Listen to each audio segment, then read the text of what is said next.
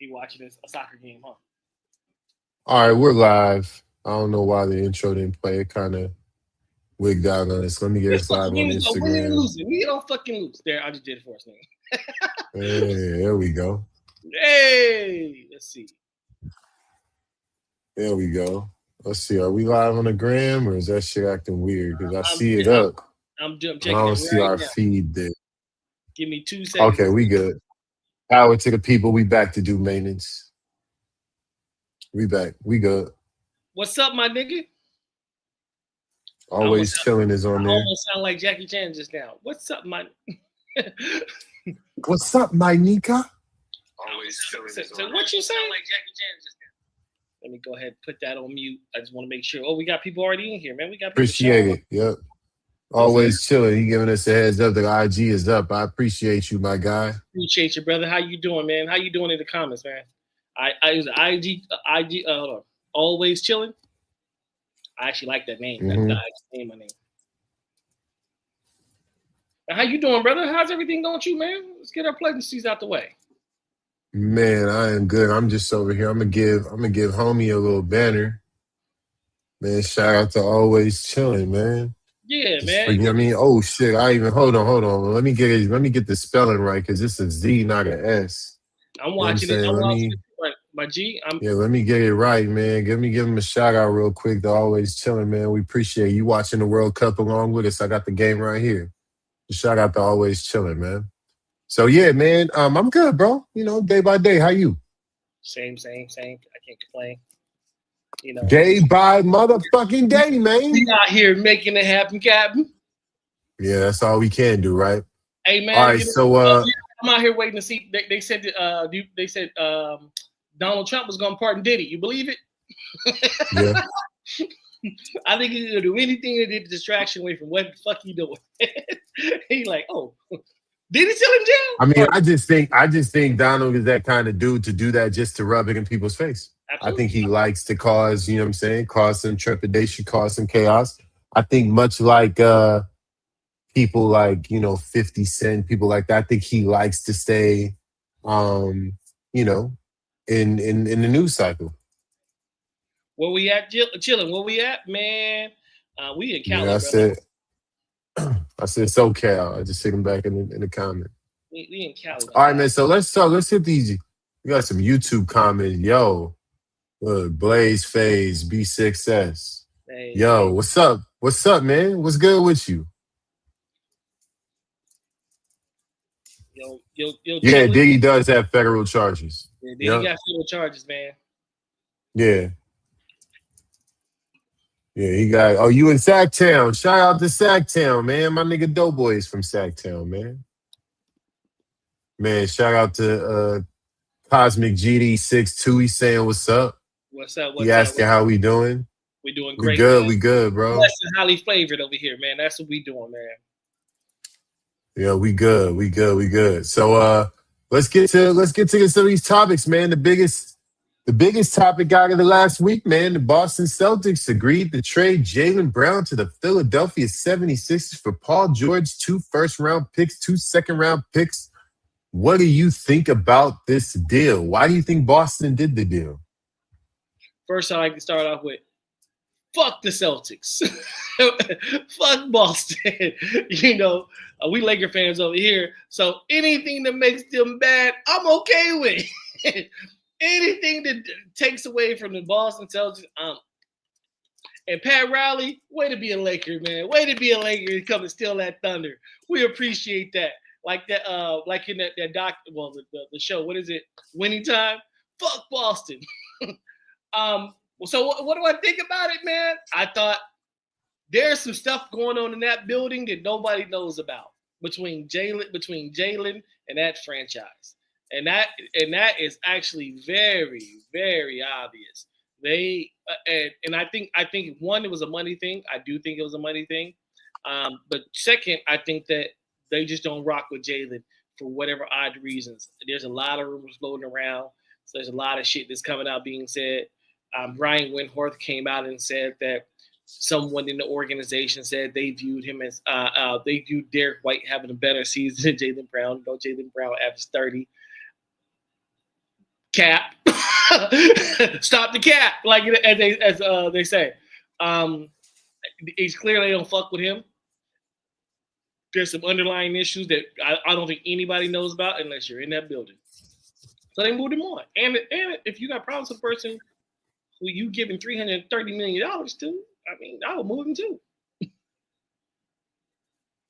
Yeah, I don't believe any of the mudslinging that took place before or after the trade. I don't believe none of that shit. I think the Celtics have continually put Jaylen Brown into trade talks because the Celtics have never wanted to pay him. And I think that when they were approaching paying him his rookie max, that's when they brought in Gordon Hayward. And then he had to rework to get his starting position back. And then when he got his starting position back, they brought in Kyrie. And then he had to work on getting his second spot back, I guess you could say. And he's continually worked through all of the bullshit, gotten himself to be an all defensive team player, an all NBA player, a finals MVP candidate, all of that. He's won finals MVP, won a championship. He has outpaced expectations every fucking time they put an obstacle in front of him. Yeah, it's like every time they're like, nah, we're going to bring in Gordon Hayward. Cool, I'm just work my way through it. Oh, we're going to bring in Kyrie. Cool, I'm going to just work my way through it. Oh, Jason Tatum is hurt. Cool, I'm going to just work my way through it. And every single time he ends up on the right side of history. So I think ultimately, he was up for I think they said a 3-year, $210 million extension. And they didn't want to pay him. They don't want to pay. You can't have two guys on your roster making $70 million each, bro. You just can't. So they're going to spread that money out around Jason Tatum, and they're going to run more of a balanced team. And I think it's good for Jaylen Brown as well because he goes over to Philly where he becomes the de facto number one option because Maxi's younger and less accomplished. VJ Edgecombe is obviously younger and less accomplished. And Joel Embiid is out here hobbled and might play 30 games. So it is de facto Jaylen Brown's team. And I love it because they're in the same division in the same conference. So we're going to get to see them play each other 4 times a year, maybe 5, I think. And the NBA, they love to instigate. So this might be Christmas game. This might be first game of the season. This might, you know what I'm saying? These are going to be some good prime time, nationally televised games, and I'm looking forward to it because there's one thing about this that I do think outside of just the report of him being traded in the money, and I don't think that him and Jason Tatum necessarily rock with each other like that, and I think we're going to see that play out in the court this year. And so. He was set for an exemption July 20th. Not exemption, and he was eligible for an extension of a 2-year, $142 million extension. Yeah, $71 million. On top of the $330 million they gave him. Yeah. Oh yeah. Because he keeps on hitting all the incentives. Like he's all team NBA again. All defensive team. He continues to keep hitting all of the fucking the incentives in the pay plan. So they're like, yo, enough is enough, bro. You gotta go because if you continue to keep thriving over here like this, we're gonna have to pay you, and we don't want to do that. Man. All right. Long one. Lakers signed Quentin Grimes, Sandro. I'm not even gonna try. Colin Sexton. And executed a sign and trade for Kessler Walker from the Utah Jazz for unprotected first-round picks in 2031, 33, and first-round swaps in 28 and 30. Sources tell ESPN Kessler will sign a massive 4-year extension for $130 million. Thoughts on the big offseason moves for the Lakers? Not just Kessler, but all of them, because I named all of them. Can we go back to fuck Boston? Can we just say that? I don't like none of these moves, to be honest with you, man. Well, take that back. That's a lie. I do like some of the moves. I don't like the Kessler move. I think we gave up too much for a guy, for him, especially with Durant out there. If Durant makes anything near this contract, I'm gonna be super pissed. I'm gonna be even more pissed because we went after. We not only signed him to a massive contract that, I mean, I know what you're gonna say. Probably there'll be that movement in 2 years. But if we sign a guy with this type of contract, when we have a guy who's just better than him on the market, without even looking like we attempted to do it, we had a meeting set up that we know about, and all of a sudden it's we got an ESPN breaking news that we signing, and not only we signing the guy, we're giving up assets out the yin yang. Yo, man, I don't like that. I mean, so far. I do like some of the other signings. I think I like some of the other signings. I like Quinn. Quinn Grimes. I like Quinn Grimes signs. I like the Colin Sexton signing. I like some. There's a few other ones that you didn't name on here that I like. They did some good things on the back end. I much like the 3 deals after the Kessler deal was actually announced. I like those a whole lot better than I like the Kessler deal. Luka's best attribute as far as we're playing with bigs is guys who can run and jump and attack the front of the rim. I mean, he's not that. He's solid defensively, but he's the guy that I think he's going to take up more space than he is going to allow Luka to be Luka. And if we're gonna rock with Luka, I think we should have been looking at Durant even harder because it's like, yo, we should be giving those assets for him because he's gonna rock with Luka a lot better than Kessler will. Now, is he a smart player? Yeah, but is he a good player? Yes. Is he worth everything we gave up? I mean, and I think I told you, his production was like, yes, I think Kessler's better, but his production was eerily similar to who am I saying? DeAndre Ayton. DeAndre Ayton.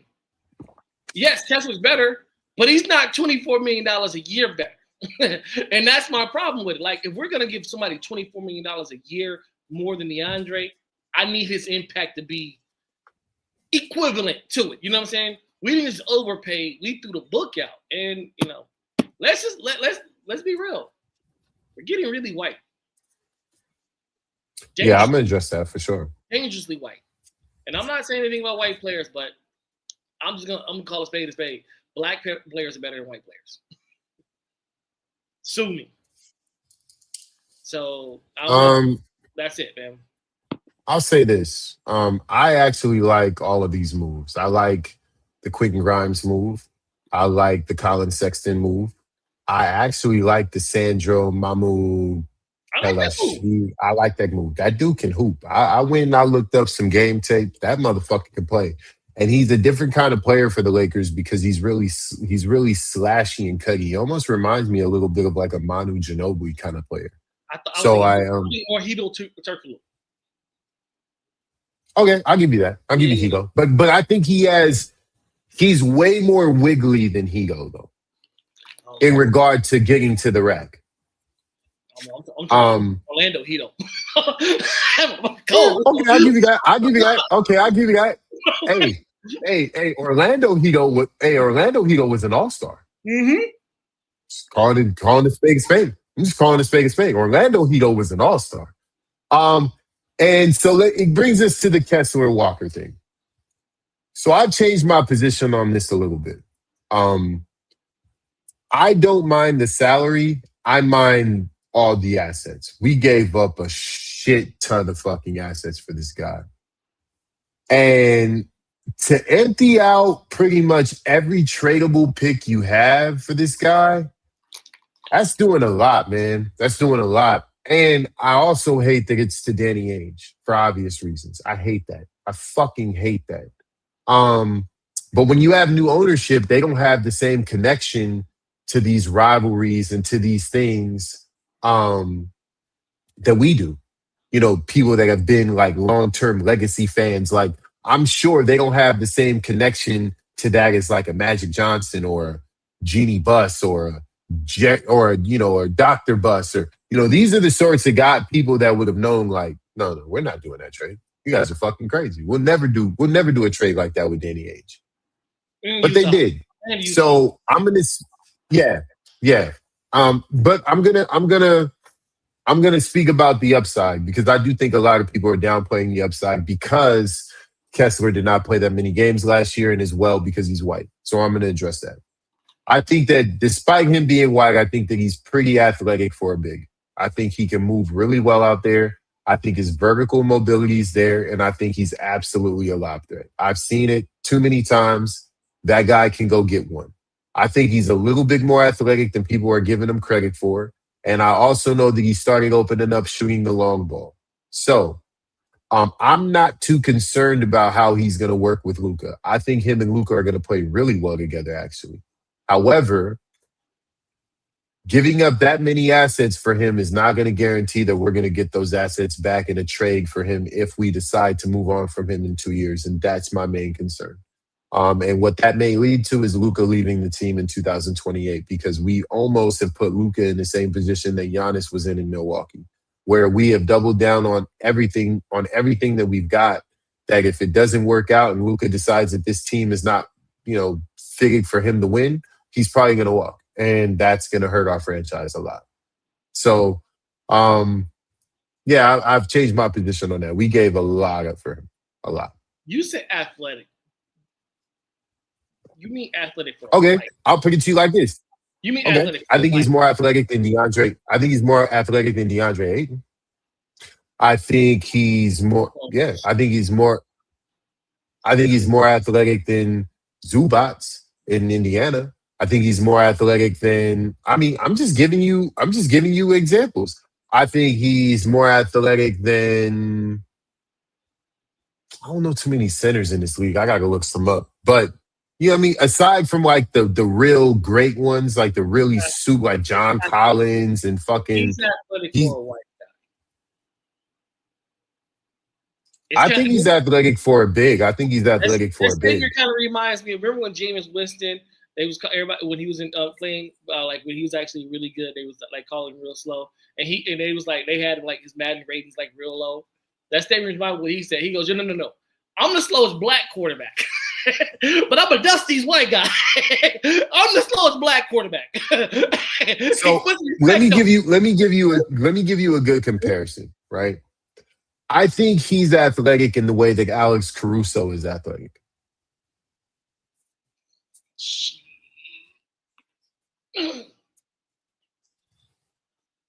Alex Caruso is not dusting a lot of black players, but Alex Caruso can keep up. He's not necessarily an above the rim guy, but he will go punch one if he has to. He's not necessarily the above the rim chase down block guy, but he will go get one if he has to. He will surprise you. He's not super athletic, but he can absolutely keep up. That's how I look at Kessler Walker. So you're saying what I'm saying? He's athletic for a white guy. Look, I'll go further than that. Kessler Walker's the best big man we've had since Dwight Howard. We had AD. And I'm talking about 2013. And I'm talking about 2013, Dwight, not 2020. We had AD as big.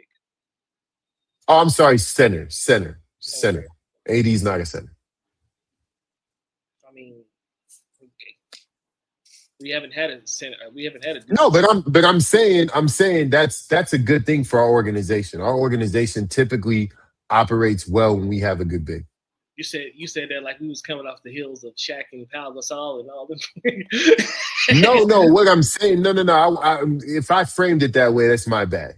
What I'm saying is that this is the best big that this organization has had in a long time, and that's what I'm saying is it's upside for us, meaning we are upgrading in that position. We have not had a big, I think, that's capable of what Kessler Walker's capable of since the 2013 Dwight Howard. And I think he's going to prove it this year. So let me ask you a question. How many games? What does he need to average? No, how many games do you think we win with this roster? And how far do we I'll be honest with you. I got to see the first 5 games because I don't know how bad defensively we're going to be. Because I will say this. I think we're going to be one of the best scoring teams in the league. I got an idea. Think Sacramento Kings. Think Sacramento Kings. You think we won't be able to win 45 plus games? You don't think so? I think that's the greatest number. I think right at that number. Well, I will say this, brother. Between 45 and 50, 50 to mark, but in the West, that probably makes us a fifth seed at best. I mean, isn't that what we were this year? And we spent, yeah. But when I see Rob spend $52 million in 15 minutes of the cap, I need improvement. I need some improvement, nigga. It's like 15 minutes. I'm thinking like, no, go look at the signing. It was like 15 minutes. He signed like 7 days in 15 minutes. He said, "We've been waiting for LeBron's announcement. Sign everybody." So yeah, when you do shit like that, I expect a drastic difference. I expect you to win 52 plus games, but I don't think this roster is going to do that. I think I have to see how bad they're going to be defensively because I think that offensively this team's going to be just fine. They're going to be bad. Like I think offensively this team. We were bad defensively last year. We're not day defensively now. Yeah, I got to see how bad. Nobody's going to be able to hold Luka accountable. I got to see how bad because last year we had some stretches where despite our defensive inefficiencies, we still were winning games. I mean, that happened for a good period last year until LeBron went, or was it LeBron or Luka went into? As much as I'm happy to see LeBron go, we also had LeBron James last year. That's why I was in favor of the other way around. I was saying make LeBron the second option and tell Austin and do a sign and trade with Austin, and then and then try and find another second option as LeBron is going out the door. That's what I wanted to do. I didn't see LeBron as a long-time solution, so I was okay with him staying in the cup. I've dealt with him this long. I'll deal with him for another 2 years. For sure. So for sure. All right. The Raptors acquired Kawhi Leonard from the Clippers in exchange for Brandon Ingram, Grady Dick, 2 unprotected first-round picks, a first-round pick swap, and 2 second-round picks. Who won this trade? The Clippers. Clippers. I think Toronto's living in yesteryear, and what they're doing is they're going to this nostalgic mentality. Like, we can get Kawhi. It's gonna feel good. It's a feel good story for Toronto. Totally understand why they did it. But as far as him leading the team to a championship, I think those years are done. So you're doing that for why? And you're giving them you're giving them assets that I don't think you need to give up necessarily. I mean, if you're going to do that, it's just other things they could have done that I would have liked more. Brandon Ingram was not your problem. There's a lot of other problems up in Toronto. Brandon Ingram wasn't one of them. But I think money-wise, you had to put him in the deal. What I'm saying, like, yeah, but I'm saying I'm not trading Brandon for Kawhi in all these other assets just because Kawhi's a much better player, but Brandon's not the problem. Go fix the other problems in your organization. Yeah, I agree with you. I think there's a little bit more. I think there's a little bit more hope there, just because I do think that based on who Kawhi has been the last 2 seasons, with that Kawhi shows up for 2 seasons in Toronto, they could be sneakily good as well. The East is a lot different now. The injury landscape changes the East a lot. If a couple of pieces go down, it could open up a window, kind of like it did for the Knicks this year.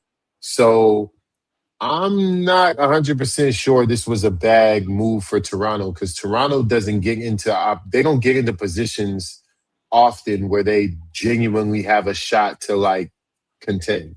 And I think with Scotty Barnes on one side and you got Kawhi on the other side and they have a lot of other good pieces there, I think they could really fuck around and make some noise out there. They have a great head coach. That organization wants to win. So, yeah, I'm excited for them. I don't know if it makes them a contender. I got to see. But once again, the East is so brittle because they only have a couple of teams out there that if one person goes down, it changes the whole landscape. Yeah, and and then now with Boston, is Boston really Boston without Jaylen Brown? Are they? Are they contenders? I don't know. You know what I'm saying is, if Cleveland stays the same, are they contenders? I don't know. I think Miami's not a. I think Boston's the third best team. I don't think Miami's gonna make the playoffs. With Paul George? Yeah, I think they're the third best team. I Come don't on, like. man. You I don't can't like. you can't believe Paul George is going to I be don't. available. You can't believe that. It ain't that. I just don't. I don't like Cleveland. I don't like Cleveland. I don't Okay. like Toronto. I don't like. I mean, everybody's talking about Miami. Miami's gonna be a playing team. Miami's not going to be good. Miami's gonna be terrible. They may be a playing team. So I mean, why wouldn't they be the third best team? They still got a top five, arguably a top five player in the NBA. They got a lot of serviceable pieces around. And Paul George is going to give him 22 and 22, 5 and 5. I mean, at the end of the day, they're going to win games in the East. It is what it is. They're not better than the Knicks. They're going to win games in the East too. But what I'm saying is that Toronto could win just as many games. They're a really talented team. I would take Boston roster over Toronto's because they got Kawhi, but I got two Kawhis in a sense. In a sense, you know what I'm saying? Once again, I don't put too much stock in Paul George. I don't see him being available like that. I mean, you see Kawhi. They both played the same amount of games this year. They both. Paul George didn't play no 60-some games this year. Oh, okay. No, he didn't. You're right. Last year. I'm sorry. Kawhi only played 30 last year. Either way, we don't know. No. Kawhi's on 2 seasons playing 60-plus, brother. That's what I said. It's 2 seasons. So he do for a 20-game season. That's what you're saying. He's due for a 20-game season. He's due to be like. I think he's figured out his issues. That's what I think. You got because Kawhi the last 2 years has been an All-NBA player. I don't know what you've been looking at, but you can go look up the stats. You can look up all the highlights. The last 2 years, Kawhi Leonard has been an All-NBA caliber player. I think I put more faith in Kawhi Leonard's health today than I do in Paul George and Joel Embiid. I don't think he's in that space anymore. He's given me 2 solid seasons. Hold on. You think Toronto is going to have a better record than Philly? No, I'm not talking about. I was just talking about injury in general. I wasn't talking about their teams. I was just saying in general, I would trust Kawhi Leonard. Like if you rewind 3 years, right? It was Kawhi Leonard. It was Joel Embiid. It was these people that were, you know what I'm saying? I don't look at Kawhi Leonard like that anymore after the last 2 seasons. That's what I'm saying. I hear you. Kawhi's. I think Paul George is going to get them boys 20. If 2 seasons is enough, 5. And I think he's gonna. And remember, Philly shut people down last year. It wasn't because Paul Philly's George going to be. He could have probably played another 15 to 20 games, but Philly was like everybody shut down because they didn't realize they were going to get that spark in them playoffs. They was trying to, they was doing that tank thing. So they're not this year. They should be trying to win a championship this year. I think Philly's the best team on paper right now. Hey, we're gonna talk about it.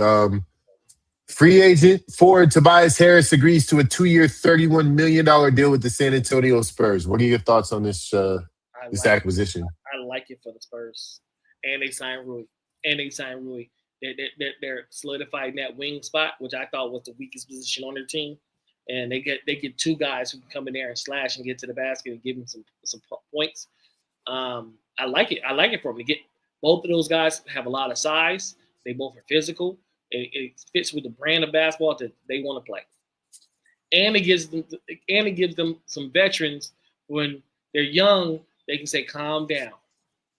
They needed a vet last year. I don't care what anyone says. They needed a vet on that floor to say, "Calm down," and tell the coach, "Calm down." They needed a vet. Tobias can be a vet. He's a constant professional. I think. I love what San Antonio is doing. I love what San Antonio. Yeah, I love the signing too. If they had Tobias Harris in the finals, they win. They win going away. They win. Yeah, they win. Yeah, I like that pickup. All right, free agent Anthony Simons has signed a 2-year, $2.3 million deal with the Philadelphia 76ers. They loading up over there, brother. I thought it was 12.3.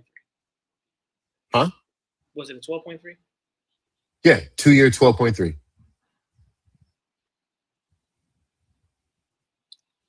Philly, we have a problem. Philly's a problem. Niggas talking all that health shit. Niggas better understand. Philly's a problem. Philly's a problem. And niggas need to address that. The Knicks ain't done nothing. Because they were already salary cap. You do something. I don't care what you do. Trade a piece and get a piece. Do something to make me think that you trying. Do something. Because if niggas think Philly ain't coming for you, they coming for you. I mean, the Knicks got worse. They lost Mitchell Robinson. They lost Jaylen Brown. Oh, no, my bad. I'm talking about the Knicks. They lost Mitchell Robinson. Who else they lose? They lost who they just lost someone else. I'm forgetting someone. They lost somebody. Who did they lose? Hold on, that was big for them.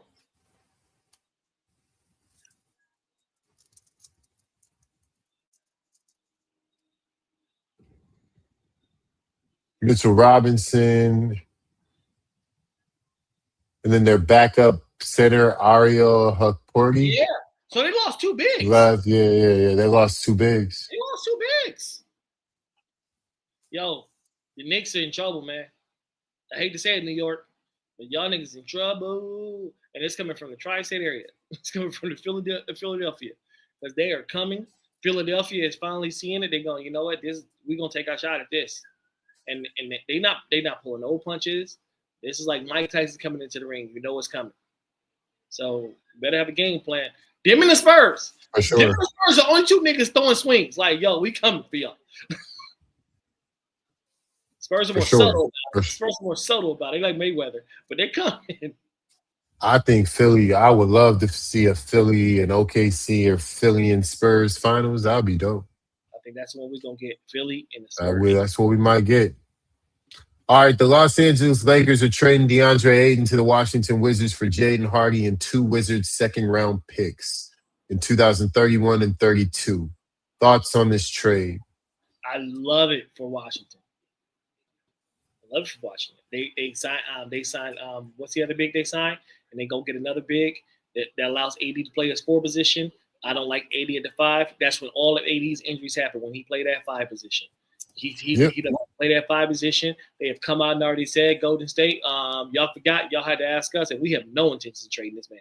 And guess what? If I'm AD, I'm looking at the situation and going, I don't want to leave either. This is good.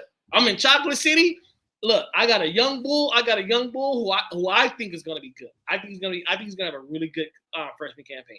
I really do. Just based off the fact that he's going to get to play in space. He's going to get now he gets even DeAndre Ayton, he's still a 14, 15-point guy, even though he just doesn't give effort. Imagine if he gave effort, he'd be a 20-some guy. But he's a 14-point guy just being out there. That's a lot of guys that can score. That's going to allow that young bull to just go get his. And I think Trey's going to have a better season. And defensively, Trey doesn't have a better season. He's the Jenga piece to me. Trey Young to me is like this. He doesn't have the criticism of defense. It's going to be less on him because behind him defensively, they solid. He don't got to be a stopper up front. He's got it. But the problem with Trey ain't that he's not a stopper. Is that the motherfucker doesn't give no effort. Like he'll just let you go. If I was in Atlanta, I was at a strip club last night too. I wouldn't be giving no effort either. I think Trey. I think Trey's one of those players. Once he sees the team, he gets better effort when he sees the team. Oh, they got strip clubs in Chocolate City too. Yeah, but they don't got them like Atlanta. Nothing. No strip clubs like Atlanta. Let's keep it real. It ain't nothing like Atlanta. You can play Chocolate City and the Miami all in one, and you still go choose Atlanta. So. Right. And Ethiopian women in DC gonna get them in trouble. Man. But I digress. Let me get my thoughts on this real quick. I like it for both sides, to be honest with you. I like it for the Wizards because they get a chance to move AD to the 4, like you mentioned. But I also like it for LA because we get back some draft capital that we just sent out for Kessler Walker. And if we really want to be honest, those picks in 2031, 32, those might be lottery picks. Mm-hmm. Like we keeping it real because Trae Young's on a 4-year. AD's looking for an extension. It's going to probably extend him for 4 years. By the time all this happens, Trae Young's going to be well into his 30s. AD's going to be on the cusp of retirement, especially given his injury history. And AJ DeBonston's going to be looking for a super max, or he's going to be looking to get out of Washington. They're not going to be a good team. They might win fucking 30, 40 games. Those might be good picks. Mm-hmm. So I'm not mad. I'm not mad at all. I'm not mad at for a all. lot of these teams, man, that I typically am excited for. Washington's one of those teams I'm excited to see play. Me too. So speaking of Washington, Bradley Beal has declined his player option for next season, making him a UFA, an unrestricted free agent. Where does he land at this point? China? Oh, you think he's out the league? Well, I don't think he's out the league because he's not going to decline that player option unless he has a really. That's what I'm saying. Like, he may not think he's out the league, but you think he's out the league? No, I don't think he's out the league, but I think he's damn near close. He's really close to it. Really fucking close. Where does he end up? I don't know. He should go back east somewhere.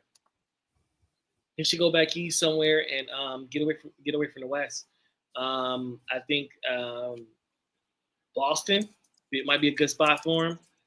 I think they got a veteran minimum over there. I didn't understand what did he decline though, money wise? It wasn't much. It was like 5.8 million.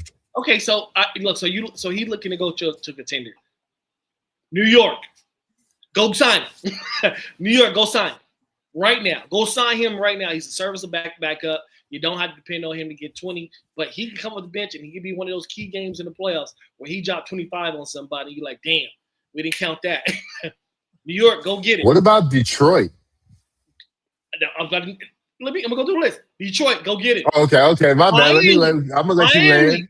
Go get him. Cleveland, go get him. Like Toronto, go get him. like all the teams in the East that on that cusp, you better do it for a Philly dude. hey, Boston. That was the first thing I said. Boston, go get him. Yeah, go get him. Go get him. Yeah, I just thought about the one destination, which was I mentioned him earlier. Detroit. I thought that would be a perfect fit for him. They need a scorer. I think that he can that he not only can he go over there and get significant minutes off the bench. I think he could have specific nights for matchup reasons that he could still start over there. So I think Detroit is the perfect place because he likes to get up shots. He's not that great of a defender. They have a great defensive team, so they can insulate him. And he likes to he loves to score. And they need scoring. They need somebody that can go over there and get a bucket. I think he's still capable of doing that. So yeah, I like him to Detroit. All right, free agent Quentin Post is signing a 3-year, $30 million contract offer sheet with the Memphis Grizzlies. Will the Warriors match? I never thought he would get that type of money. Probably not. Just to be honest, I don't think. Why? I don't think. No, I'm just gonna. I don't. Yeah, I gotta look into what the cap ramifications are for the Warriors, because if the cap ramifications for the Warriors are positive, then Memphis just did them a huge favor. Because I don't see them paying Quentin Post $10 million a year. But I do like that for Memphis though. Yeah. Because Quentin Post, he can step out, he can shoot that three, he's starting to put on some muscle and get a little bit better in the post. So I like the fact that Quentin Post is going there, but I never felt like he was going to be that fit for Golden State. I don't think he's mobile enough as a big. He can't move. His lateral movement is not there for him to flourish. But in Memphis, if he can pick and pop, I think he's going to make a living over there doing that. Because that big ass white boy can shoot the fucking pill. That's for sure. He can shoot it. All right, free agent Rui Hachimura has agreed to a 2-year, $28 million deal with the Los Angeles Clippers. Thoughts on that acquisition? Yeah, he went to the Clippers, not the Spurs. No. Who went to this? I know. I was like, somebody else went to the Spurs team. I'm flipping them up. He did go to Clippers. I'm tripping. Disregard everything I said. He don't have to move. You know, I thought the Lakers. I think that was the whole fucking point. I think he got the money he didn't like, but he said, you know what, I don't have to move. So I'm just gonna stay here for 2 years. I get a player. I think get the second year's a player option too, if I'm not mistaken. So I get to decide if I'm gonna stay. I get to see if I'm gonna outplay this contract. I'm gonna be on a team where I'm probably gonna get a lot of shots now. I'm gonna be a lot more involved in the offense, and I can really show what I'm gonna do. And I can go chase a big deal either with the Clippers or somewhere else. I like it for him. It doesn't move the needle for the Clippers per se. I guess is that the replacement for Kawhi? I guess that's what you're saying. Yeah, but the Clippers got a good roster, man. Yeah, they need a Kawhi. They need a Kawhi to make some noise though. Let's see. Darius Garland, Brandon Ingram, Rui Hachimura, Chris Dunn, Derek Jones Jr. They got a decent squad over here. It's not gonna, Oh yeah. Didn't they got A-Cuff, didn't they? Mm-hmm. Darius A-Cuff. They got Brooke Lopez in the center position. He's always serviceable. Grady Dick can pause. He can shoot the shit out the pill. They're seven. There are seven in the West. Mm-hmm. Maybe 8. They're the Clippers. They don't move. They're the Clippers. That shit don't move the needle at all. No, they're a move or two away from making that happen. For sure. For sure. We're about to talk about the one. All right. Hold on. DeMar DeRozan, cut by the Kings, hits free agency. Where does he land? The Los Angeles Clippers. He wants to come back home. I think that's the best move for him.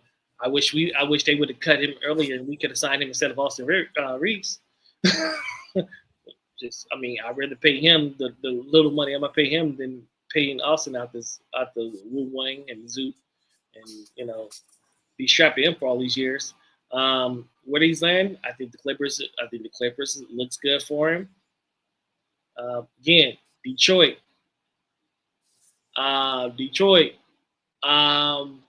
Boston, Cleveland, Miami. It's the same list. You got a guy who can give you 18 every night. He's going to shoot about 50%, and he's not going to take a lot of threes, but he's going to shoot that bitch right at about 35%. And guess what? He's going to play every night. Every night. He's going to show up and do his job. Yep, consistent. Another team. I agree. Another team should be looking at it. Golden State. If they got a mid-level or something, go get him. They're trying to get LeBron with that MLE. I mean, well, I think LeBron had idea. I think LeBron and Rich had other ideas with AD, and I think that Washington put a little wrinkle in that, and I think they're trying to figure out where he's gonna end up now.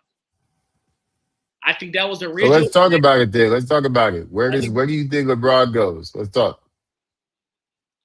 It's right before we get into hot takes. This was going to be our first LeBron-less episode, but I guess we can't do it. So let's go. I think he's going to end up in Cleveland. I think because the league is, and let me preface by saying this: LeBron is not forced to do anything, but I think ultimately with everything that's going on, he's going to be forced, PR-wise, to just end up in Cleveland because the Golden State dream with him and AD. I think that's out. I think that's out the window. I think Rich tried to float that idea, and the Washington Wizards said, "Hold on, nigga, hold on, slow down."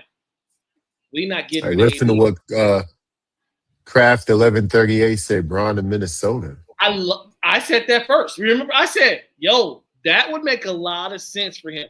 One, I don't see Bron doing it because it's Minnesota. Just I don't see him doing it because it's Minnesota. That's the only other reason.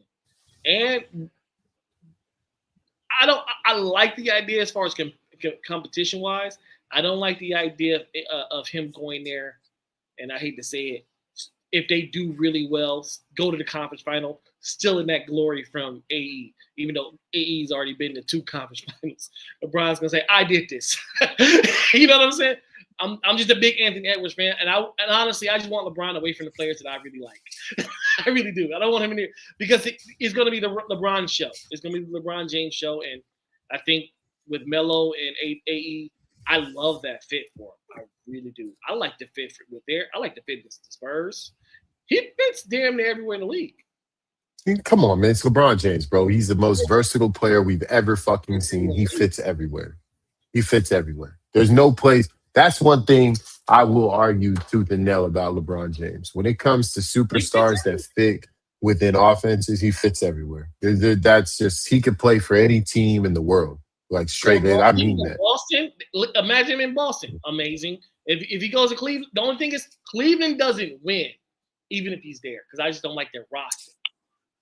But he might put him over the top. If he goes over there for that minimum, they got $3.9 million for him. You add him for that, and they're able to keep Mobley and Allen and Garland and Harden. Yeah, I think that puts them over the top for sure. That starting lineup is nasty. Until you got that, if everybody's healthy, until you got that backcourt coming at you in Philly, and then you got Jaylen Brown. It looks good until you face those dogs. I want to float this. I want to float this idea because I think that this would be a perfect fit, especially given the pieces that they lost. No. What about them going to the Knicks?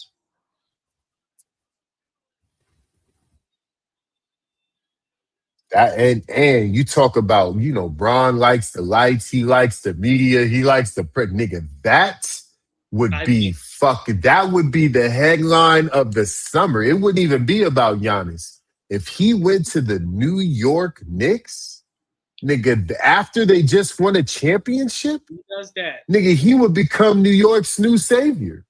And if they won, whoa, nigga. They don't need a savior. See, that's that bullshit. See, that's the shit. That's the shit. I don't like that for Jalen Brunson. I did all this shit. Listen, I don't care about that. I'm talking about I don't care about that. I'm talking about what it would actually be. Could you imagine if Shams tweeted that? LeBron James has agreed to sign with the New York Knicks after they just won a championship. That nigga just like KD. Nah, you can't. Because KD's nowhere near his prime. Come on. He's not going to a team that's as loaded as Golden State. They didn't win 73 games. Nigga, what are you talking about? They won a title. They won a title. Let's be real. They won a title in the skeleton year. If Boston's healthy, if there's a lot of factors that allowed them to win a championship. I don't give a shit. All that shit you saying, that nigga go to New York, first thing I'm going to say is, oh, nigga, that's worse than KD because at least Golden State didn't win the title. That's the first thing coming out of my mouth, nigga. I promise you that's the first thing coming out of my mouth. Golden State didn't win the title. What if he did? I know one thing. But if he did, goes to the Knicks, it's a great fit if he does. If Bron goes to the Knicks, that immediately makes them contenders again. So let me ask you a question. Somebody said this. Immediately. So let me ask you a question. If LeBron goes to a completely different franchise, does that hurt his legacy?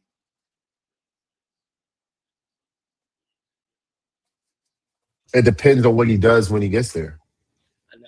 It's going to be looked at. I don't think so. I think if he goes and wins, then then it doesn't matter. I know. I think in the immediate, his fan base is going to be so loud. But in 5 years removed, niggas going to be looking at it like, nigga, all you did was lead a win title. Nigga, you can't do shit by yourself. I mean, but if Hold but if on. that's He's never stayed to win a title. When you really look at it, he's never stayed to win a title. He went to Miami. listen. But He if left that's Miami. your, They lost. Hold on. He left Miami to go I'm to not Cleveland arguing with to you. win a title. He left I'm Miami not arguing with you. Cleveland to go to LA because he said, "I gotta win another title." He's never he can't win a title in LA, so he leaves. To go I'm to not. the- Listen, I'm not arguing. It looks I'm terrible. not arguing with you. I'm not arguing with you about what you're saying. This is my point. If that's going to be your narrative in 5 years, given this hypothetical scenario, that was already your narrative. I think It doesn't. If you're a LeBron detractor, you're going to say that no matter what. But if you're a LeBron fan, then you're going to say he made every organization he went to. so. He won a championship everywhere he went. The counter to that, to They already say that. because I'm the naysayer, right? I am the naysayer. So the counter to my argument is he left mine because you remember those teams in Cleveland? Yeah, I remember. Look, as a naysayer, I'm going, yeah, I remember those teams. He was never going to win Cleveland. I'm going to fucking go in the finals. They was never going to win that Cleveland organization like that. So he went to Miami. Cool. I understood it, whatever. Like, and so then they lost. So then one can argue and say, hey, look, man, he went back home to bring titles to his home team. Can't really be mad at that. As a naysayer, I'm a naysayer. Can't really be upset with that. And the nigga lives in LA. I want to come to LA too. Like, who doesn't want to be here with his beautiful mansion, his beautiful family? Like, life is good. He can walk around Rodale. He don't have to have 50 bodyguards in LA. I can understand all those moves, even though I'm a naysayer saying he's moved a lot. You do it again, nigga. Yeah, but you did it again because the team that you were signed to didn't offer you a deal, nigga. It's not like this was his choice. Like you're acting like he's opting to leave. No, he was never offered a deal. At no point in time did we ever get a report ever since summer of 25 that LeBron has been offered an extension or a deal from the Los Angeles Lakers. Have you read that? No, but I think I thought about what you said. Okay, so if you haven't, I thought about what he's you said. Not leaving. I thought about what you said in text message. I don't think they made him an offer, but I do think they want to pitch him why he should stay for less. Like, you're not going to get the Kobe deal on the way out. That was Kobe, different situation. I do think they want to pitch him. I don't know what LeBron's expectations were, to be honest with you. I mean, because they never implicitly came out and said that he wasn't playing for the minimum. In fact, Rich Paul came out and said that it was going to be about, other things and not money. He said that after niggas in the Lakers shit. After he realized he wasn't getting that money. I'm just saying the Lakers could say whatever they want to say. There was never a report that they offered him a deal after his last one, which was summer of 24. That was the last time they offered him a deal. He put him like 3 times, and he kept saying, I'm busy. Well, I'm just saying, there was never a deal offer. So my point is he's not leaving. They just didn't offer him another deal. You think if they offered him a deal last summer to extend for 2 years, he wasn't going to do it? Of course he would have. But he also wanted $120 million for that. He wanted 2 years, $120. And niggas like, hold on, nigga, relax. Relax. Who you think, you Kobe? Listen, man, I'll put it to you like this. I would much rather pay him 2 years, and it wasn't going to be 120. It's going to be like 2 years, 100. I would rather pay him 2 years, 100 than pay Austin 4 years, 180. 45 a year? Yeah, in a heartbeat. But in a heartbeat. But at the end of the day, though, that's us. The Lakers didn't view him as a long-term solution, so they weren't going to do that to him. Sure. For sure. And I agree with that. I just think that I don't look at this situation as him leaving. I think let's be real. I think every other time where he changed teams, that was an intentional I'm moving. I think this is the first time where we're seeing LeBron He wasn't kind welcome. of booted out of somewhere and him having to change the narrative to make it look like he's in control. But in reality, he wasn't in control. He was never coming back to the Lakers because the Lakers didn't want him back. I think So I think if LeBron if wears. if he's leaving because he no longer has a home in purple and gold, then I'm not going to shoot that. I'm not going to count that against his legacy. I can't. I'll say this. And I've always said this. I think LeBron James and just the way he operates, I think he wears on organizations. And I think Sure. it's kind of like Allen Iverson. It's great when you're, but when we start seeing decline, it ain't worth it. It's not worth having you around us every day doing these things anymore. He wears on organizations. Every organization he's been with he's kind of worn out his welcome. Yeah, for sure. I think dealing with a superstar on any levels like that, I think we see that sort of fatigue with a lot of stars. But at the end of the day, going back to my original thesis or hypothesis, I think if he went to the New York Knicks, that would be prime time television, especially given that they just won a championship. And you think that the outpouring would be big, was big last year. Floor seats gonna be $1 million, B. I agree with you, but I would nigga any respect that I have for LeBron would be out the window. Yeah, I mean, but you didn't have much anyway. That's not true. That's not true, man. I got LeBron up there. Was one of the greatest players of all time. Hey, and he's gonna stay. Hey, I tell you what, if he went to New York and won a championship, he's not gonna change on your list where he's at. He's gonna be exactly where he was at. He's not gonna change. Nothing he could do going forward is gonna change where he's at in your all-time list. So it doesn't fucking really even matter. I might push him down a stroke. Pause. Yeah, that's crazy. I might push him down a list.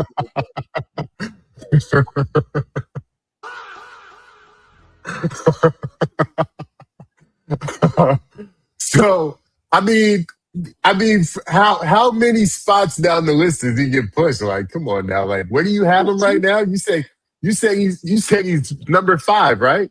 You have him 5? No, I got him like. Yeah, I guess 5. Yeah, I got him 5. You have him 5, right? So who's right behind him? Yeah, he be at 5. Exactly. He's not changing. He's not gonna change. He can't change shit. He's not gonna change nothing. That's what I'm saying. So it doesn't even matter at this point. You got to remember, this nigga's already scored like 42,000 points. But respect that again. It don't count for shit. Like, but for me, my respect be out the window. Because I don't rock with that at all, man. I don't rock with that. For me, it doesn't matter. Like, he's not a fucking first or second option at this point. This is like, listen, bro, if you go over there as a third option, you're the starting small forward, and you're over there contributing, and you're a part of the team, and you can be still a big part of the engine to go win one, and you did that at 42 years old, nigga, that has to be spoken about. Now, does he become the GOAT as a result? No. But I would, to me, that's a positive on his resume. And to win number 5 at 42, that would be crazy. Look. I'm never upset with old guys going to chase rings when you don't have them. I have a problem. Yeah, nigga, Gary Payton did it. Carl did it all. I have a problem with a guy like LeBron James who has this. It's like, you did what you had to do. You got the number you got. It is what it is. Don't go and join Philadelphia and then say, I'm the reason we got a ring. Because that's the narrative him and his team's going to push. It's me. Of course they would. But in reality, though, wherever LeBron James went, if they won a ring, he would be a big reason why they won it. The narrative for them is going to be, I'm it. And man, I'm cool on that, man. I'm cool on that. I'm tired of the circus. At one point, because look, you say a lot of respect for LeBron. You know I got LeBron as A1. He's the GOAT off the court when it comes to athletes in general, period. It's LeBron James and everybody else. Everybody else get in line. He hasn't missed yet.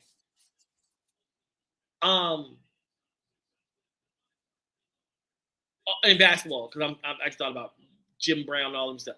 But when you come back, when I look at it, man, look, man, at one point on the floor, be a real nigga for once. be a real nigga for once on the court. Like you are, like you don't have to do this shit. You don't have to be corny, nigga. You're great enough not to do this corny shit on the floor and create these narratives. You're great enough to do that shit. But at one point, be a real nigga, man. That's all. Listen, man, I hear you. At the end of the day, I feel like we all know that LeBron James is way out of his prime. We all know that he is not the same player. And so I don't mind him because in reality, this is the best 40-plus-year-old we've ever seen in NBA history. It's not even fucking close. Last year, he's still putting up second-team All-NBA kind of numbers. We've never seen those shit. And being effective, too. There was many stretches during the season where he was being hella effective towards wins. So I'm not going to discount this nigga in no type of way. I think if he can go be a major contributor, a third option, a major contributor to a team that's on the cusp, because like I feel like New York, they took some steps back with the pieces that they lost. So if you replace two pieces, two bigs with Bron, I don't feel like that's overstacking the deck. I don't feel, not at this point. Maybe that's the case 5-6 years ago, Bron, but at this point, that's not overstacking the deck. If he went to Minnesota, I don't feel like that's overstacking the deck. If he went because of where he's at in his career, if that makes sense. You know what I'm saying? I don't feel like he would be going somewhere and forming another big whatever. Like, nah.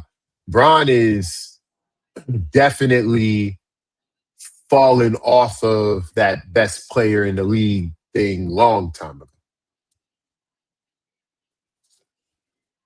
You know what I think? Bron, hold on, go ahead. what? I'm looking for something. Bron is, I think it's fair to say he's a third-tier player in the league right now. That fair to say?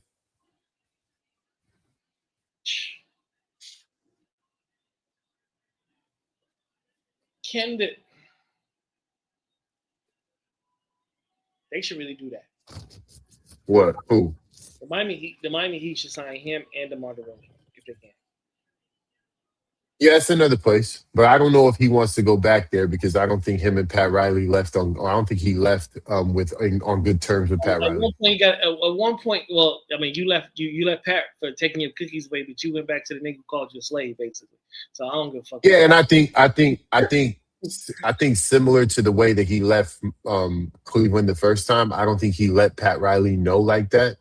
I think he just kind of announced it, and Pat, you remember the reports around that time. Pat Riley felt offended because he was like, yo, like you could have just kind of like picked up the phone and told me. Like you didn't have to tell me in a letter online like you told everybody else. And so I don't think that he left on a good note. And if anybody knows anything, do that to Cleveland for him. Yeah, and another thing is Pat Riley's old school. He doesn't let shit go. Like, man, you line a bit with snakes, eventually you get bit. Don't cry. Yeah, Pat Riley be on that. Like if it's fuck you, it's fuck you forever. Like I don't think he's going back on nothing. So all right, man, let's get the hot takes. All right, would you win one more championship if you were starting history?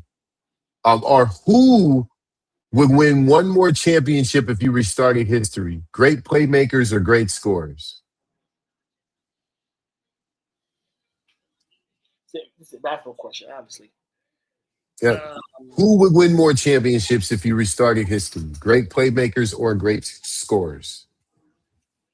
I think playmakers. Because why? The reason I say that is because even when you look at the great scorers who won a lot, they were great playmakers as well. like if you look at Michael Jordan, you look at Kobe Bryant, they were great playmakers as well.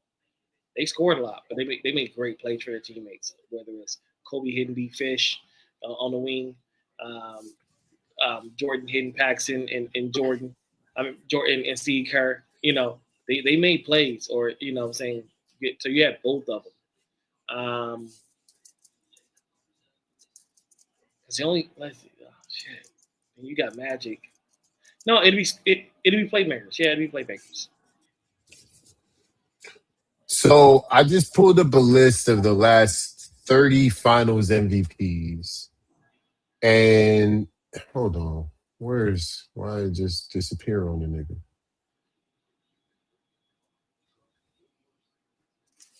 Because I wanted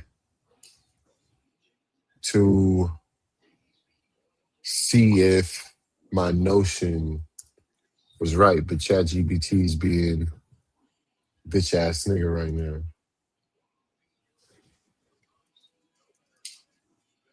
All right, let's see.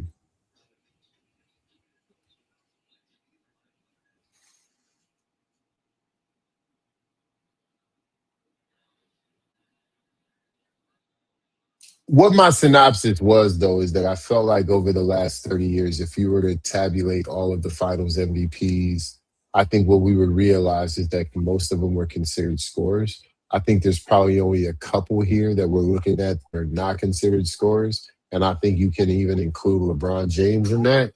And you can include like Andre Iguodala. But I think aside from that, everybody here is a scorer. So I'll go through them, right? You have Michael Jordan. You have Tim Duncan.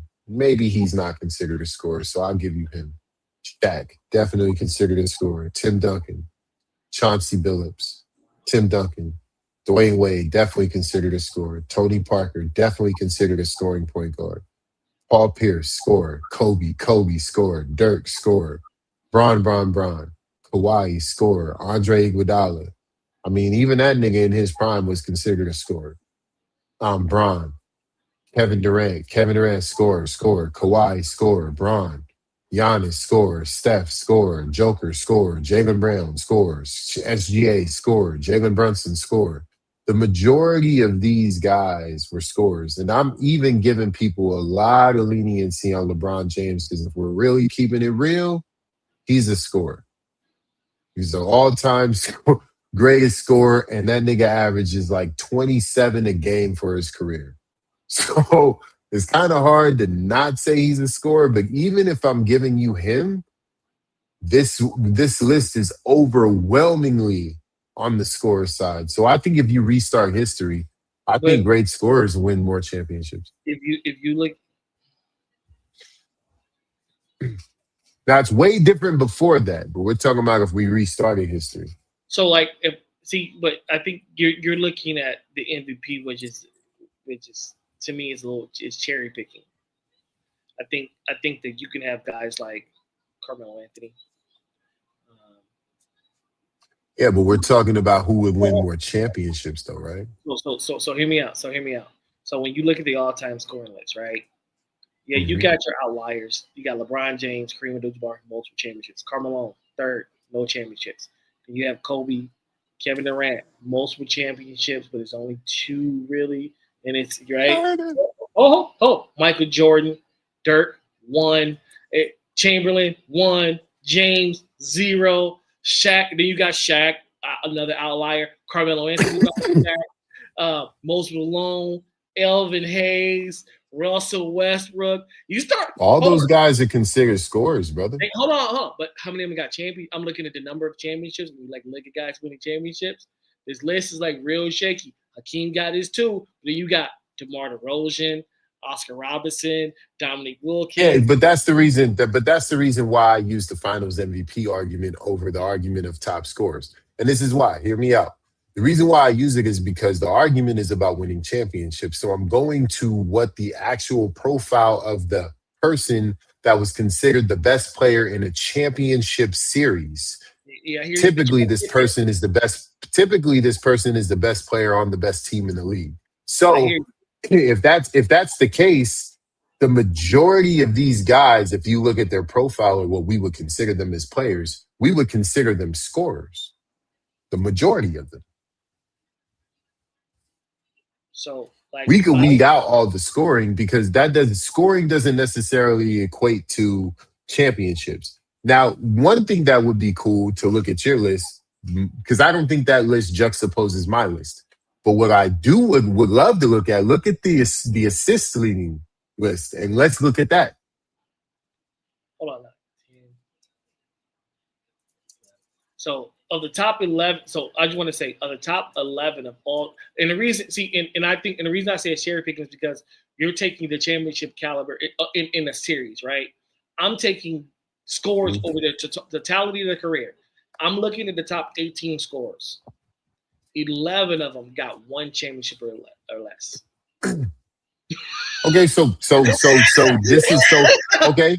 So let's talk about the opposite list. So let's talk about the opposite list. No, let me make my point because I'm going back to my point. I think that the scorers have to be playmakers. The guys with multiple. LeBron James, he's both. Kobe, Mike, Tim. Cap. I want to use Simmons because Simmons are hard. So let's take him out. Kobe. Kevin Durant he's a little bit of a multiple because he did average like 6 assists a game. I mean, I don't like multiple for guys that have 2. Okay, cool. I don't like using that. Okay, but what I'm saying is 2 is multiple. Because if you get the 2, now you're looking like 13 and 18. It gets ugly. It's getting uglier. So I'm trying to be fair to your point. Is what I'm saying. I'm trying to be fair to your point. Okay. Right. So I mean, you look at MJ, like multiple. The guys who win multiple typically do both. If that makes sense, that's why I said playmakers. And when the reason I say you're right. No, you're right. But look at the assist list. Look at these. And when I say that, and the reason I said that because I thought about something. I'm not gonna look at the list yet, but I think when you look at the all-time assist leader, you're gonna get less champions, but you're definitely gonna get guys who win more games than those other guys. You know what I'm saying? Like Steve Nash is gonna be on that list where the nigga was winning 60 games a year, but Carmelo, like I love Melo. You know, I'm a big Melo fan. I'm a big James Harden fan, but Steve was like, you know, so like John Stockton, finals twice. Chris Paul, I'm doing the list now. Chris Paul never did it, but he only had one shot at it, and they fucked that off. Jason Kidd won a title, but he won. No. Ain't no they fucked that off, nigga. He was up 2-0 in the finals. Fuck that. I don't want to hear no excuses. Chris Paul was up 2-0 in the finals. I said they fucked it off. Yeah. What do you want me to say? I said so. Jason Kidd, one finals win. I think he got 2, don't he? One champion. No, we got one. No, Jason Kidd has 1. Got one, but he's been in the finals 3 times as a player, right? Been in the finals 3 times as a player, but I mean, but are we counting been to, or are we just counting wins? No. What I'm saying is, what I said. Remember what I said before? I said I think what you're gonna do is when you look at the assist leader, you're not gonna see the championships, but those guys consistently won more than these other guys who just scored. Like if you look at the list of guys who just scored and the guys who just assisted, you're gonna see it consistent. Neither one of them niggas win really, but you're also gonna see what you also gonna see. Yeah, I mean, but you get what I'm saying though. I'm talking about even the guys that do both. Okay, like Michael Jordan, right? Michael Jordan is an all-around player if we really look at his game. But what do we consider him? He's a scorer. A scorer, right? Yeah. Same with Kobe. Same with Bron. Same with Cap. Same with all these guys you mentioned. Take those guys out the list. Exactly. You want to exactly. No. I take them out the list because they did do multiple things. That's why. But we talk about just niggas who just go get it. Them niggas don't win either. No, they don't. That's what I'm saying. So hey, listen. Guys like Melo and guys like, and I know he did win, but I'm saying, guys like AI, guys like Melo, and guys like John Stockton do not win. That's facts. Even though John Stockton shot the pill pretty well. But I tell you who consistently wins. I think you're missing it. Niggas who rebound. Guys that do it all. Niggas who rebound. Yeah, for sure. The rebounding list is probably crazy. Niggas who rebound. I ain't even looked at that list, but I know niggas who rebound. I just think about it. On the top, Will Chamberlain, Kareem Abdul-Jabbar, Bill Russell, Shaq. Yeah. The guys who rebound, they win championships for sure. So, you know what I'm saying? Absolutely. Dennis Rodman, all he did was rebound. Won championships, nigga. A lot of them. So that's what I'm saying. All right. Good question, though. It's a good question. So, what would matter more to you, a Finals MVP or a regular season MVP? A regular season MVP. Why? Circumstance. A lot of regular season MVPs don't win titles, or don't get a chance to win the MVP as champion. But that also has to do with you being fortunate enough to be on a team that gets you to the final and win. It's only been one nigga who won it as a loss, right? So the regular season is on your own merit, really. It's on me. It's just me. Like, don't get me wrong, you need your teammates that win games, but I think if you're the MVP, you're probably you're heavily doing that. But like niggas like Charles, when I think about Charles Barkley, Elgin Baylor, I think about Karl Malone, even though I think that was stolen.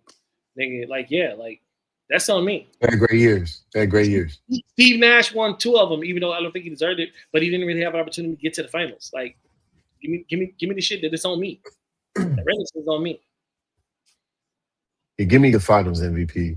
I like winning too much. I'm the best player on the biggest stage. Yeah, give me that every fucking time. I like winning, holding up that trophy, popping champagne, talking shit with my boys. Yeah, I'm all about that. Give me the Finals MVP any given time. And then I get the little trophy in front of the commissioner and I get to pop my shit. Let's go. So hold on. So you rather be so what you're saying is you rather be Andre Iguodala than why you gotta pick him though? That's the bullshit. That nigga's the outlier. You rather be Andre than Kevin? Nigga, hell no! Give me Kevin. Fuck what you talking about. This nigga picks the most outlier year and says, "Oh, you would rather be." Nah, nigga, you know better than that. Pick another nigga on the list. Okay, hold on. What year did Joe Dumars win a Finals MVP? We can go there too, nigga. Nigga, you once again outliers. What's the rule? Would you rather be James Worthy? Would you rather be James Worthy or Magic Johnson or fucking Larry Bird? Go ahead, pick. I tell you what. I'll take all the Finals MVPs. We'll bunch their names in a bucket, and whatever name I pull out, I'm good with. How about that?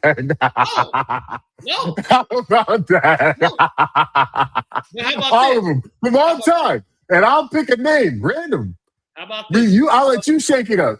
How about this? I'll pick a name. Whatever name I pick, cool. I'm good with. And I'll pick a name of all the regular season MVPs. And I guarantee you this: my odds of getting a great win is better than yours. No, it's not. Yes, it is. We got to do this. We have to do it. I'm going to set up a randomizer for our next show, and we have to do this. We're going to take all the MVPs, all the Finals MVPs, the same amount of them. It's the same amount. Only got one MVP that I'm worried about. Steve Same Nash. amount. No, you know what? There might be a few more MVPs because there were a couple of co-MVPs, weren't there? I don't know. Let me see.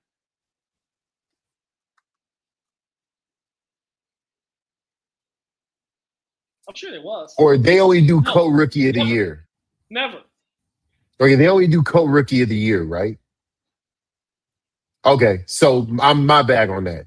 So we'll do that. I'm going to set up a randomizer. I'm going to find that. We're going to put all the names into a random bucket, and we're going to see who you get and who I get. In 75 years, only got to worry about one name. Steve Nash. Who, you? Only got to worry about name. One Steve Nash. It's only here. No, there's a lot. No. Name one off the top of your head. That you like, nah, nigga. Regular season MVPs? Yeah, did you like, nah, nigga? I gotta think about it.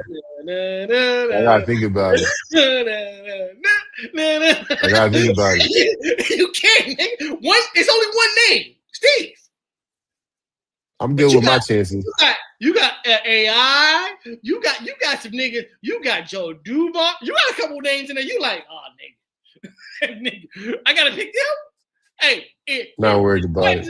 As quiet as kept. You gotta worry about a nigga like Jalen. You pulling Jalen Brunson's name. Respectfully, you gotta worry about that. I'm good whatever name I choose. I'm good. Yo, and guess out. And if I get my worst pick and you got Jalen Brunson, I'm winning. Steve Nash over Jalen Brunson. Yes. Yeah, this MVP list is nasty. I ain't even gonna hold you. Hey, no, you got a couple. No, you got a couple. Kevin Garnett, that's not going to be a lot. Allen Iverson, that may not get you that far. You got a few. James Harden, Russell Westbrook. Yeah, there's a few softies on here. But the bottom 5 or 10 of my list is going to be better than your bottom 5. So go ahead. Let's pick. Like James over all your bottoms, nigga. James over all your bottoms. And I'm a James Harden fan. It's Bill bad. Walton, that's going to hurt you. Not in that year. Dave Cohen's in 73, that's definitely going to help you. Not in that year. You. Not in that year. Willis Reed. Nigga, that's not going to get you. You got niggas averaging 7 winning the finals MVP. Get the fuck out of here. What are you talking about? Yo, can I be honest with you? When I say this always garners a weird response, and I don't know why. But 2015 was probably the worst finals MVP pick of all time. For Steph Curry to not win finals MVP in 2015 was highway robbery. Oh, yeah. That nigga averaged 27 and 5 or some shit like that.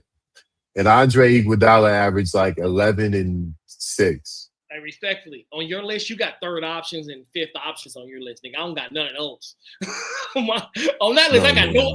They all one options. They all number one, nigga. De facto. Hey one. Man, I'm gonna set up the game, and next week we gonna play it right here on Worst Take. I don't know why you want to do that, okay. All right, it's better to have one transcended skill or no weaknesses. No weaknesses. No weaknesses.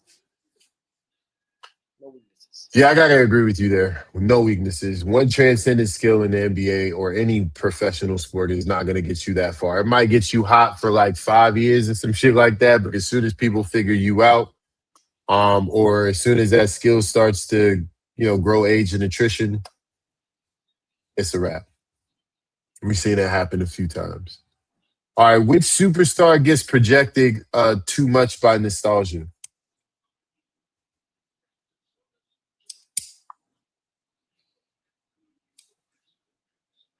Or which superstar, my bad, I read that wrong.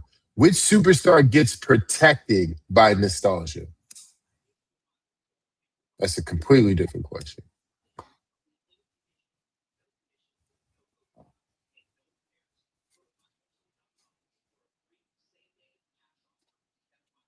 Michael Jordan. It's only 2 names on the list. Michael Jordan and Wilt Chamberlain. and they both protected by 2 different demographics of people. Our grandfather protected the hell out of Wilt, and our dads protected the hell out of Mike. Well, no, I gotta say Bill. Huh? I gotta say Bill Russell.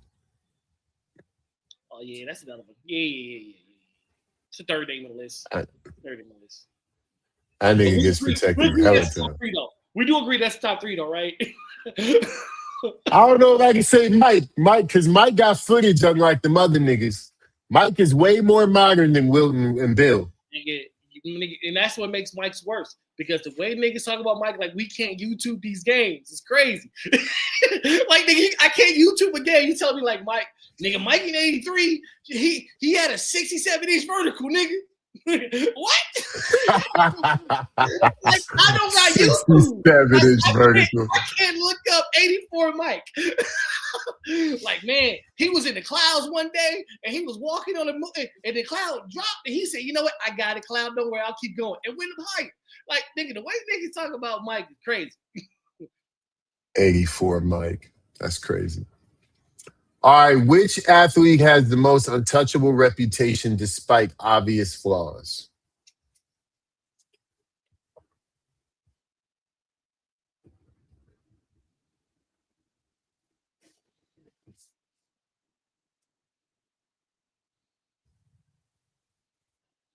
We talking about on the court, right? Of course. Okay. You gonna say Joe Dumars again? No, I wasn't. Tim Duncan. What were his flaws? Tim Duncan wasn't great at anything. He wasn't elite at anything. But not being elite doesn't mean you have flaws. Those are two different things. That's why I was asking you what were his flaws. Because I'm not the Tim Duncan apologist, but I don't think he had flaws in his game. I think Tim Duncan's flaw was just what he lacked athletically. Okay. Like he just wasn't an athletic guy. You know what I'm saying? And that's not really like a skill that he lacks. Like it's not a flaw because he overcame it with incredible skill. Tim Duncan should have never been as good as he was based on who he was physically. I think, you know what? Let's see. He definitely overachieved. I know what you're gonna say. I'm not somebody. You don't know what I'm about to say. Who I'm about to say? Magic. Nope. You thought about it. No, I didn't actually. Yeah. You want me to go? Yeah. Allen Iverson. Oh, that's a good one. That's a real good one. Allen Iverson, niggas act like every time he picked up a basketball, niggas just fell and cracked their ankle open and he just drove it down the middle and dunked on niggas. But Allen Iverson, with all reality, was a super inefficient shooter, was a volume shooter, wasn't really great mid-range, long game, lost his athleticism. He's as fast as shit. He lost a lot of his vertical athleticism early. Wasn't really dunking on people till after like his sophomore, junior season in the league. And after that, he was just really, really fast. He's just, in transition. And also, if you got on an island against him, you was in trouble. But in regard to like him really making other teams hurt from his efficiency, that just didn't happen. That's a good one. That's like the best one on the list. Who you got? Magic? I would never say Magic in any negative light ever. Ever, nigga. Even if it's true. Ain't no flaws with Magic. Obama, Jesus, and Magic. That's who's on Randall's wall. It's Jesus, Obama, and Magic, nigga. Exactly. It's Jesus. No. It's Jesus, Malcolm, and Martin. Malcolm, Martin, and Irvin. Magic. Yeah, nigga. And then Tupac. And Irvin. And Tupac. And Dr. Umar. No, I'm just playing. I'm joking. You got to build a school before we get up on my ball. That's a good one, nigga. You took woo. He's the first person that came to mind. I was hoping to God you wasn't gonna say him. He's the first person that came to mind. I got one. Right. No, that ain't a good idea. That's not right. Grant Hill. Ooh. Grant Hill. Okay. But what were his flaws? Injuries? He couldn't shoot, nigga. Grant could shoot to about 15 feet out. After that, it get real shaky for Grant. Do you think he would have developed it? Yeah. Because he wasn't bad in his Phoenix days. In Phoenix, he could shoot the ball. He had the form to get there, but I'm talking about when Grant was Grant. Well, I'm saying he became a good shooter. Like if you look at his Phoenix days later in his career, obviously he wasn't the same athletic guy, but he could shoot the ball though. I hear you, but when we talk about Grant Hill, we don't talk about those Phoenix days. No one's saying those. We looking at the nigga when he was him and Mike and Scotty sending niggas the other way. And niggas was like, hey, it's time to retire. When the niggas started calling retirement, it was like, yo, you talking about them Detroit days. Yeah, when niggas like, hey, Mike, you want to get out before this is ugly for you. Because that young nigga's coming. That we think about that, right? We don't think about it. All right, what's the worst take you heard this week? Everything Rich Paul said.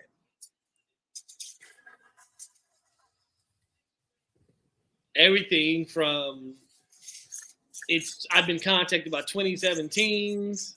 I got a list. I'm on the show with what's his name, doing the list of teams and why. The map of what LeBron should do. Everything has been a nonstop campaign to get LeBron James signed. And I'll be honest with you, I'm not sure LeBron got the options that they want, that he's saying they do.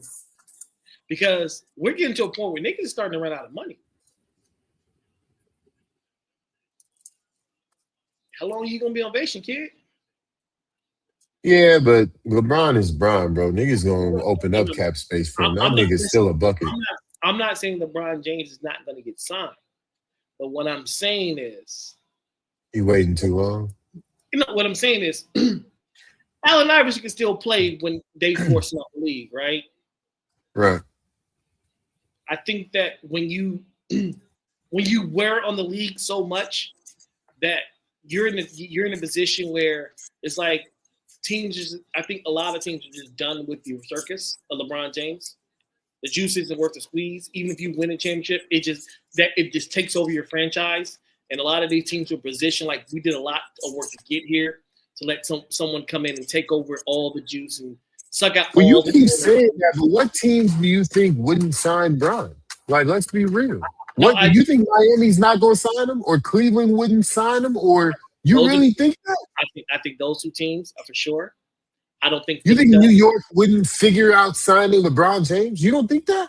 I don't think so. No, I think you dead wrong. I don't think so. I think Minnesota would sign him. I think Golden State wants to sign him. I think New York would sign him. I think. But listen. What I'm saying is, I think. I'm not saying LeBron's not going to get signed. What I'm saying is, when Rich Paul is talking about, I got every team but the Lakers calling me. I think it's cap. I think that. Look, man, you and I both been in boardrooms with rich and powerful white people. Nigga, when they had enough, they had enough. You know how they be. And it's like, I think LeBron sucks out the air of every room he comes in. And I think I think he's at a point where it's not just to him, it happens to a lot of people where it's like, you leave a little bit before you want to because you don't have the options, because niggas are like, yeah, you can help us, but you know what? I just don't want to deal with the circus. Yeah, for sure. Basketball-wise, a lot of these programs, basketball-wise, it makes a lot of sense. But does it make sense in the building every day for 2 years? And some owners I mean, based on what LeBron James brings in financially, it might make sense. I mean, all these teams are worth $8 billion now. I hear you, but I'm worth $8 billion. Like you bring another $300 million to the table this year. My lifestyle don't change. LeBron doesn't show up. But they'll take that $300 million though. Oh, 100%. But again, sometimes the juice isn't worth the squeeze because of the energy he takes out of the building. That's what I'm saying. No, I feel you. My worst take of the week is Lupe Fiasco saying that Nas ain't got bars. He didn't say that. I don't know what the fuck that nigga been on lately. First, there's 100 rappers better than Kendrick Lamar. He didn't say that. Yeah, he did. He said there's 100 rappers better than Kendrick Lamar, and then he said Nas don't really got bars like that. And I'm just like, all right, Lupe. Like, who did he tell this to? He was on some podcast, some live, something like that. I was just like, yo, why are you? Should have said, Lupe, Kendrick's better than you, nigga. So if it's 100 rappers better than him, then it's 101 better than you. He's better than you, nigga. How about that? Like, what's up with these old? The old rappers started being worse and worse. It's like, with him in particular, it's like every now and then he just come outside and say some like sideways shit. And I just don't understand. It's like, nigga, that's Nasir Jones, bro. Like, what the fuck are you like? Nigga, you probably wouldn't rap if it wasn't for Nas. What are we talking? Like what? You know what other genres don't do? They don't shit on their legends like that. You don't never hear the Fallout Boy being like, Metallica is, they're cool, but they not fucking You'll with it. never You hear never hear no shit like that. pop stars doing it, soul musicians doing it. You'll never hear They R&B. uplift their legends. We the only niggas over here. Dog, this is Nas. He's 50 plus years old. Who knows how much longer he's going to be on this planet where we still get to hear his voice, listen to him rap, go to his shows, buy his albums. Who knows how much longer this is gonna last? And you over here talking about he ain't got bars. That's what this nigga built a 30 plus year career on. Nas has had an album out from '94 to today. I mean, what are we talking about? Yeah. And it wasn't because he had the catchiest hooks. Oh, it's because the nigga had bars. And he was up until recently, he was terrible at beat selection. Yeah, that's another thing. If the nigga didn't have like the mega monster jam hits, because he had a few, but not like, Drake or Jay or no shit like that, right? And he's known for picking bad beats. Then what was it about? Hey, in the words of Hov, some niggas hate. Yeah, like I don't understand. It's like stop shitting on our legends to make your point, man. That's Nas, man. Y'all niggas need to revere that guy. What the fuck is wrong with you? And let's keep it a bean. Lupe may never see this, right? Lupe may never see this. But let's look, like Lupe, there's levels to this. You shouldn't speak Nas' name. You're not in level. Yeah, you led. Like no, not at all, nigga. Not at all. It's like, come on, bro. It's Nas. He's the fucking Miles Davis of hip hop, dog. He's a fucking Coltrane of rap. You can't be shitting on niggas like that, bro. What's wrong with you? Nigga, if you've never been considered a top anything, nigga, you can't talk about the niggas who consider top 5 universally, okay? So stop. Period. Stop. I just don't understand that. It's the one moment is not have in the top 10. Niggas who ain't now. Yeah. Nigga can't say that. Yo,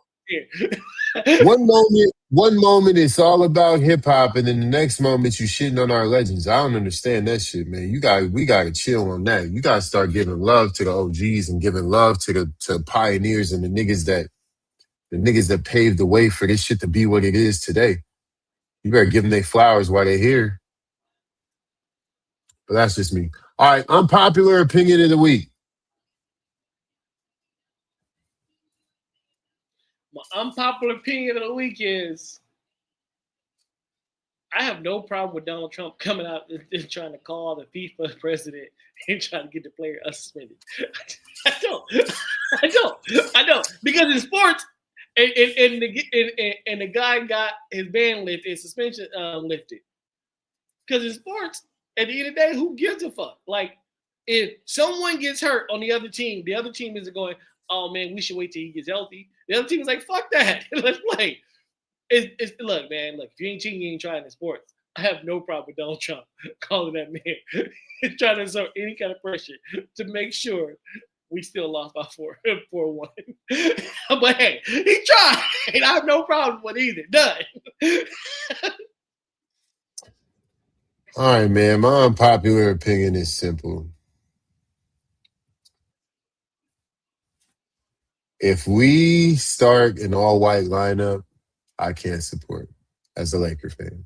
That's not unpopular. I think white people are saying that. If this is gonna be the Snowtime Lakers, I can't do it. So I'm just letting Rob and Jeannie and Mark and all these niggas know.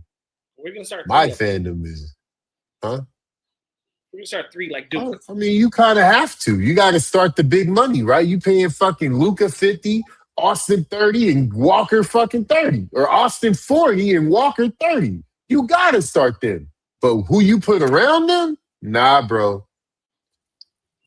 Let's be real here now. I think we're gonna have stretches where we have 5 white guys on the floor for 15 plus minutes at a time. Yeah, and we gonna be getting our ass busted too. And this is not us being racist. Black guys just are better at basketball than white guys. That's it. Nigga, at the end of the day, they gonna see it. Cause I know one thing. When I hooped, if I looked across the court and there was nothing but them over there, nigga, barbecue chicken, brother. We going to work. In fact, I would get offended if you would have one guard me. Larry Bird got offended. Hey, you would have to be nice like that. You know what I'm saying? I had one in my school that was nice like that. Shout out to Matt Donahue. You know what I mean? I'm not saying you can't be. I'm just saying it's not the rule. That's all I'm saying. You know what I'm saying? So, and I had one too, Brian McCall. And guess what? As good as they were, the nigga on the other side was probably just it is what it is. It is what it is. Like they can be nice, but the black nigga who's nice is probably better. It's nicer than them. It is what it is. Of course it is what it is. There's only one of them that are ever mentioned in the top 5. And he got his nickname. One. And his nickname has legend in it. Hey, one. And I'll say this too. This includes an era where we couldn't even play. Okay? The NBA had an era where we couldn't even play. Hold on, and this includes era when Up they did display, they had 2 on the team. Absolutely. Up until the 70s, it was like 1 or 2 a team. And you still have one in the top 5. Yeah, but consider top 25, top 30, top 40. There's one in the top 25. And according to my late uncle Mike, God rest his soul, Larry Bird wasn't black. I mean, one white. My uncle was racist versus white basketball players. Until you mention Larry Bird, I'm like, but what about Larry? Don't talk about Larry. And he's a Laker fan. Don't talk about Larry. He get offended you talk about Larry. Don't talk about Larry. Leave Larry name out your mouth. I'm just saying, the only one I could think of that could be considered top 25 is Dirk. That's it. Outside of Larry? Yeah. Right. I don't even know if he's top 25, but yeah, you're right. He's the only one that can be considered. You can argue it. You can argue it if you can argue it. If you want to argue it, you can argue it. But aside from that, there's only one even in the top 25, top 30. What are we talking about? Yeah. All right, let's get to Mount Rushmore. Mount Rushmore, best basketball IQ.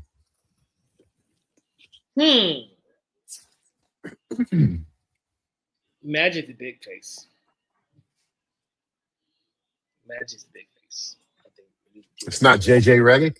No, look. I think we both gonna have Magic on our list, so we just get him out the way. I give Magic to that Magic. I was gonna be a contrarian tonight, so go and pick yours. All right, go ahead. You'd be wrong if you don't have Magic on your list. That'd be crazy. IQ, basketball IQ.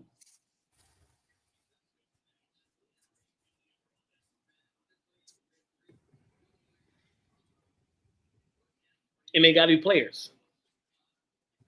Yeah. Chris Paul, Jason Kidd, Magic, Chris Paul, Jason Kidd. Niggas want me to say that name so bad, but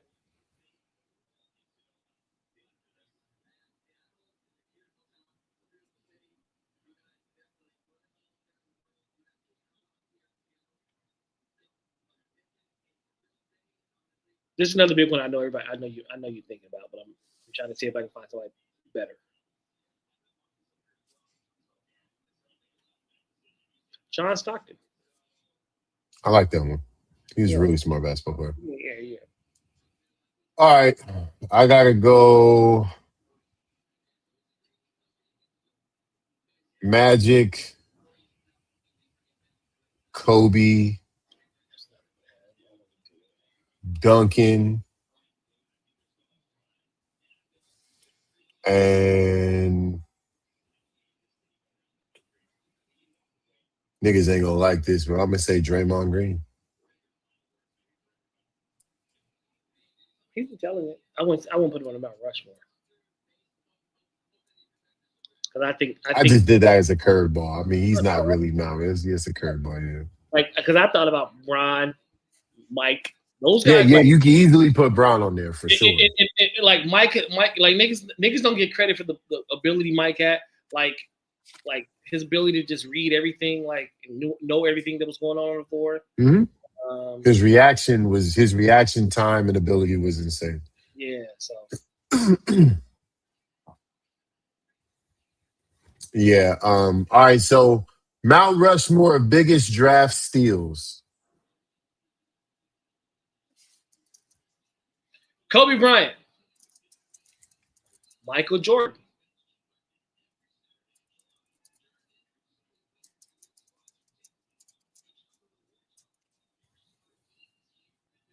When you say steal, are you talking about order or how they got there?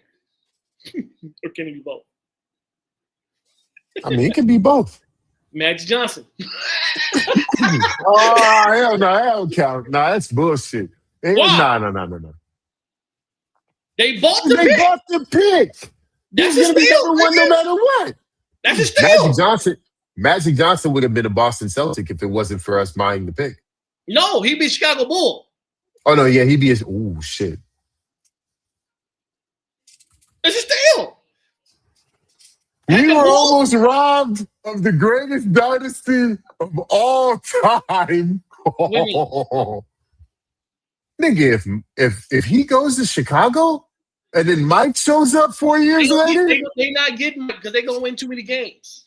They were terrible when they got Mike. They never get Mike. That's true. Yeah, but Mike went third. Mike went third. They were terrible. Magic himself is gonna win you 50 games. Especially in the East. Especially. Like they'll never see Mike. So can I have Magic? Because they bought the pick. That's a steal. Come on, bro. How can you fucking say the first pick in the draft is a steal? How can you say that? They weren't supposed to have it. They convinced the niggas to take some cash for it. That's crazy. And they watched. That's not a steal. That's highway robbery, nigga. They robbed the Bulls, nigga. They robbed. Magic was going number one no matter where, bro. He was going number one no matter what. I understand that, but he was supposed to be in Chicago, and the Lakers robbed them niggas. Here's a little bit of cash. They treat him like hoes. Here's a little bit of cash. All right, go ahead, man. Go ahead, man. Cool. You have your Magic. Magic. I don't need it. Cool. I don't need it. No, you got it, bro. You fought for it, nigga. Take it. Yeah, man. Magic is. That's why I asked the question: how we got there, or the pick? Which one matters?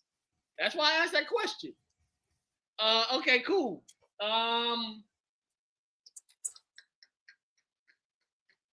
Mount Rushmore's steals in the NBA draft. I mean, Larry Bird went third. Nah, I don't want that. No, that's no. He went second. I thought he went second. He went second. All right, that don't count. That don't count. Ooh, shit.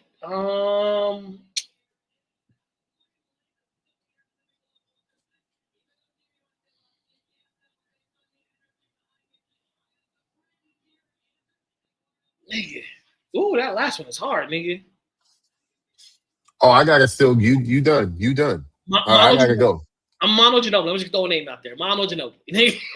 That's a good one. That's a good one. Hall of Famer in the second round. All right, my big face is Joker. First, second rounder to win MVP. First, second rounder to win multiple MVPs. First, second rounder to win Finals MVP. Yeah, fucking Joker. That's the one. My second one is gonna be Steph Curry. My nigga went 7th. Oh, that was a steal. Everybody was on Blake Griffin. Everybody was on everybody else. And in hindsight, Steph was the guy you should have picked. So I got Steph. My third is going to be Giannis. That nigga went 15. That's a good one. I don't like the Steph one because Steph had them ankle problems. But I get you. Yeah, but I'm going Steph. And then after that, I'm gonna go Kawhi. I think win 15. Two-time Finals MVP, two-time champion. That's a good one. Classic. Niggas, yeah. I get Kawhi. That's a good one. All right. Mount Rushmore, greatest comebacks after an athlete left the sport. What do you mean?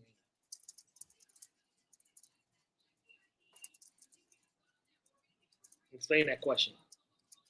So a person that had to leave the sport and then come back. Like Michael Jordan? Yeah. Who else did that?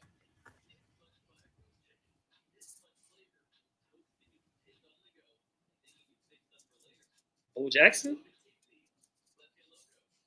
Did he come back? Yeah, he did. That shit was really. He didn't come back because he was playing both. He was going back and forth. Because I was going to do it for baseball. Nigga, who left and came back? Oh, you want me to go? Yeah, go. Like, who never came back? George Foreman.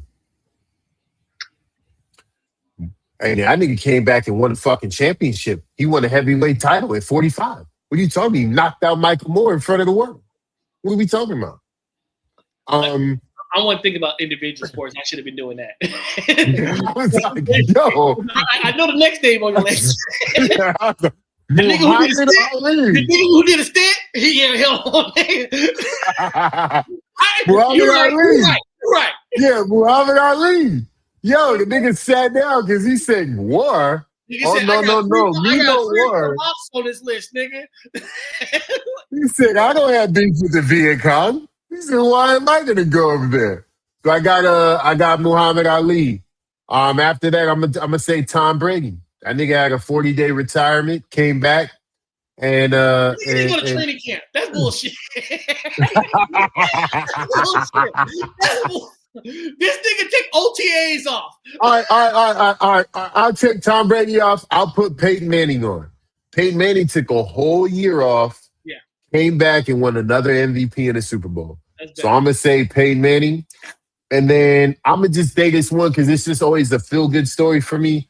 Dominique Wilkins. Got hurt with the fucking Achilles, came back. He didn't really leave the sport, but when he came back, yeah, I mean, he averaged damn near 30 still. I love that story. All right, I'm gonna take George Foreman, Muhammad Ali. Give me Mike Tyson. Oh yeah. Give me Mike Tyson. Who else? Who else got kicked out the league for a year or two? Ray Lewis. Ooh. That's devious. That nigga had to sit down. That's a different kind of out the league. God damn. Mike too. Mike Tyson. Mike Vick. That was a good one. Mike Vick came back and got a max deal. Yeah, go sit down somewhere. Mike Vick. Okay, cool. You gotta respect it. All right, Mount Rushmore, greatest individual seasons. Mount Rushmore, greatest individual seasons. Yep. That Barry Bonds year, whatever year he did like 500 walks, batted like 8,000. I think that was 97 or 98. No, we talking about later Barry Bonds when he the steroids Barry Bonds. Oh, 04. Yeah, 04. I think that was 04. When niggas he still hit 80 home runs that year. Then go Barry Bonds, greatest individual year. That Michael Jordan early year. What was it? 84, 83, 85? 85 Mike, whatever it is, that year, whatever. Greatest individual years. Where's the quarterback? Let me think of a quarterback in here. That year Tom Brady had Randy Moss. That shit was crazy. That shit was crazy. For sure. And then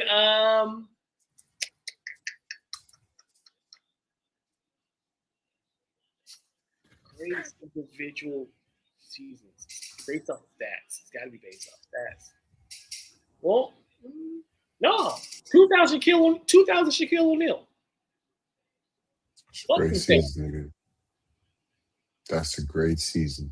That 67 games he played might have been the greatest 67 games in the NBA's ever seen. He's most dominant the NBA's ever seen. Nobody's stopping that nigga. All right, 2000 Tiger. I got about Tiger. Yes. We did this last week. Did we? Yeah, because I said Tiger. It's a leftover. My bad. All right, let's go to work. Well, do your list now. Do it all again. I already did mine. So all right, 2000 Tiger. 92 Mike. I don't think niggas realize how insane that season was for Mike. I don't think niggas understand really, like, fully, like, that nigga won MVP, scoring title, the championship, finals MVP, and an Olympic gold medal in 10 months. Nigga, talk about picking up trophies. God damn. You know who else did that in 10 months? Who? Kobe beating Bryant. No, because he didn't win finals MVP. They lost it in 2008. He could have. He was this close. No. He did it in reverse. He won the Olympics first. Oh, yeah. Then he went on to win. Yeah. Yeah. He got the closest. In 2008, I thought that was going to be the year because he won MVP. He won the scoring title. He got to the finals. They just couldn't get over the hump. If they were to beat the Celtics, he would have won finals MVP. And then they go on in 2008 for the Redeem team and win gold. That would have put that nigga in a whole different stratosphere. I was so mad when he didn't do it. So mad. Yeah, I gotta do my 92 Mike. I'm gonna go 87 Rice. And I'm gonna go 08 Phelps.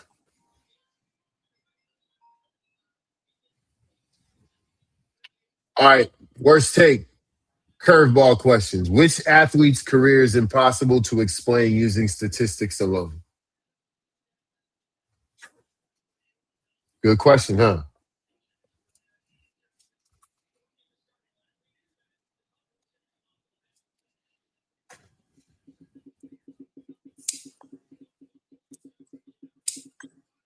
I'm just gonna say Kobe. Oh, wow. You don't think he got the stats to prove it alone? Yeah, but you gotta take your circumstances as far as you have Dale Harris as a coach for the first 3.5 years, not playing a nigga for 2 years, purposely, even though he was better than niggas, because he's trying to prove a point. Playing on the team with Shaquille O'Neal where he has to share a load, where most niggas don't have to share a load with a nigga like Shaquille O'Neal. Yeah, I think Kobe's. I think using stats to prove Kobe's point it doesn't do it justice because circumstance of all the top 10 players, his circumstances were the hardest to overcome as far as his numbers arguments. The nigga came in four fucking all-stars on the team. What do you want him to do at 17? You know what I'm saying? That's fair. That's fair. I'm going to go with Magic Johnson. I think when you look at his stat line and you see 17 and 10, 17 and 11, it doesn't jump out there on the page.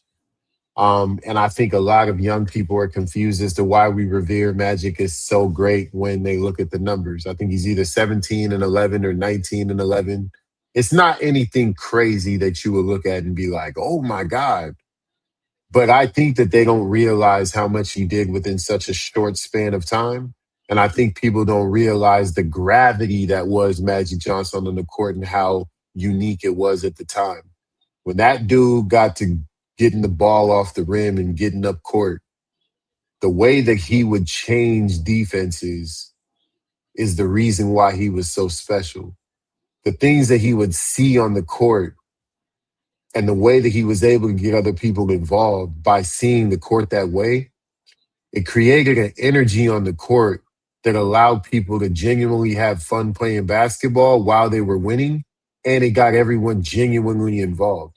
No one on that team, no one on that team ever had a Michael Jordan mentality, and they won 5 championships and went 9 times in a decade. How many people understand that? The Lakers were in the finals 9 out of 10 years in a decade. And it was primarily because of that guy. You know what? You know why niggas don't understand? Because niggas think he averaged 17 when he averaged 20. 19.5. Okay, even 20 and 11 is not crazy, you know what I'm saying? 20, 11, and 7. Yeah, for sure. Like,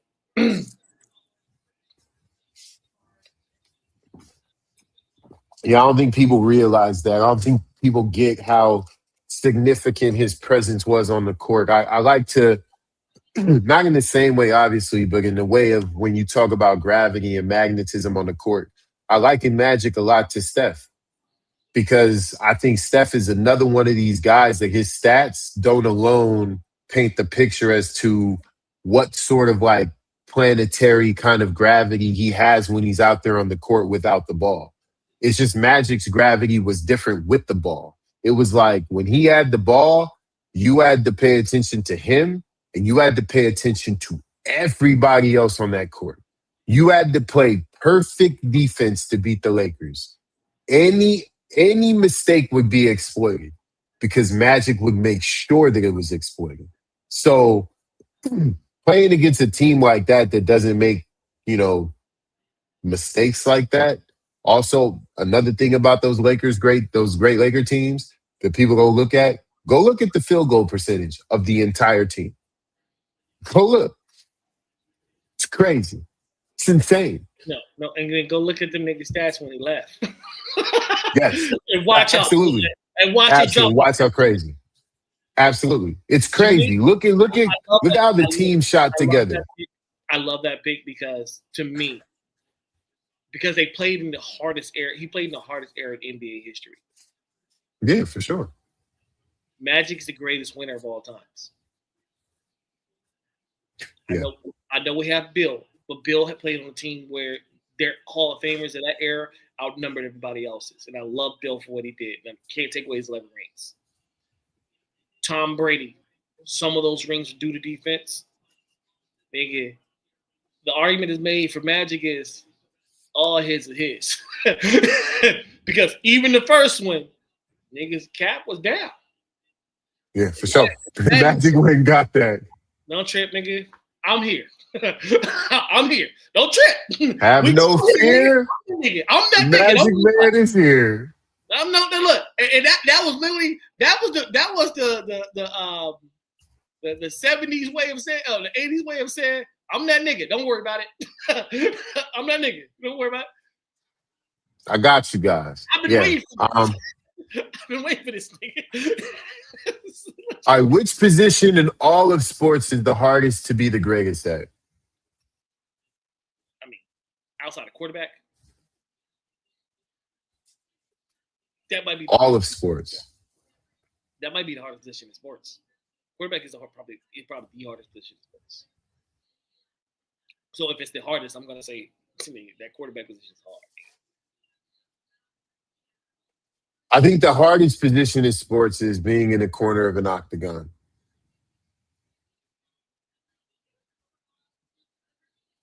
I think when the objective is to hurt you, it's a little different. No, or the boxing ring. No, but at the end of the day, then this is how I look at. I hear for you there. The reason I look at those sports is because at the end, this sounds crazy, but they're worried about their opponent only. They worry about one nigga. The quarterback has to worry about all his 10 guys and the other 11 guys, and he has to know where they are at all times. And I hear that, but even in that, there's a level of protection in front of you. But you have to set that protection. When you're in the corner of an octagon, But this and your legs, that's your protection. But hold on, you have to set that protection. The quarterback sets protection too.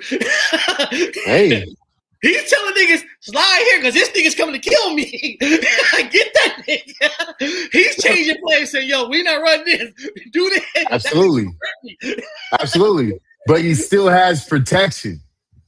But that's just like when you're in the corner of an octagon, you can't call your ring guys to get in there for you.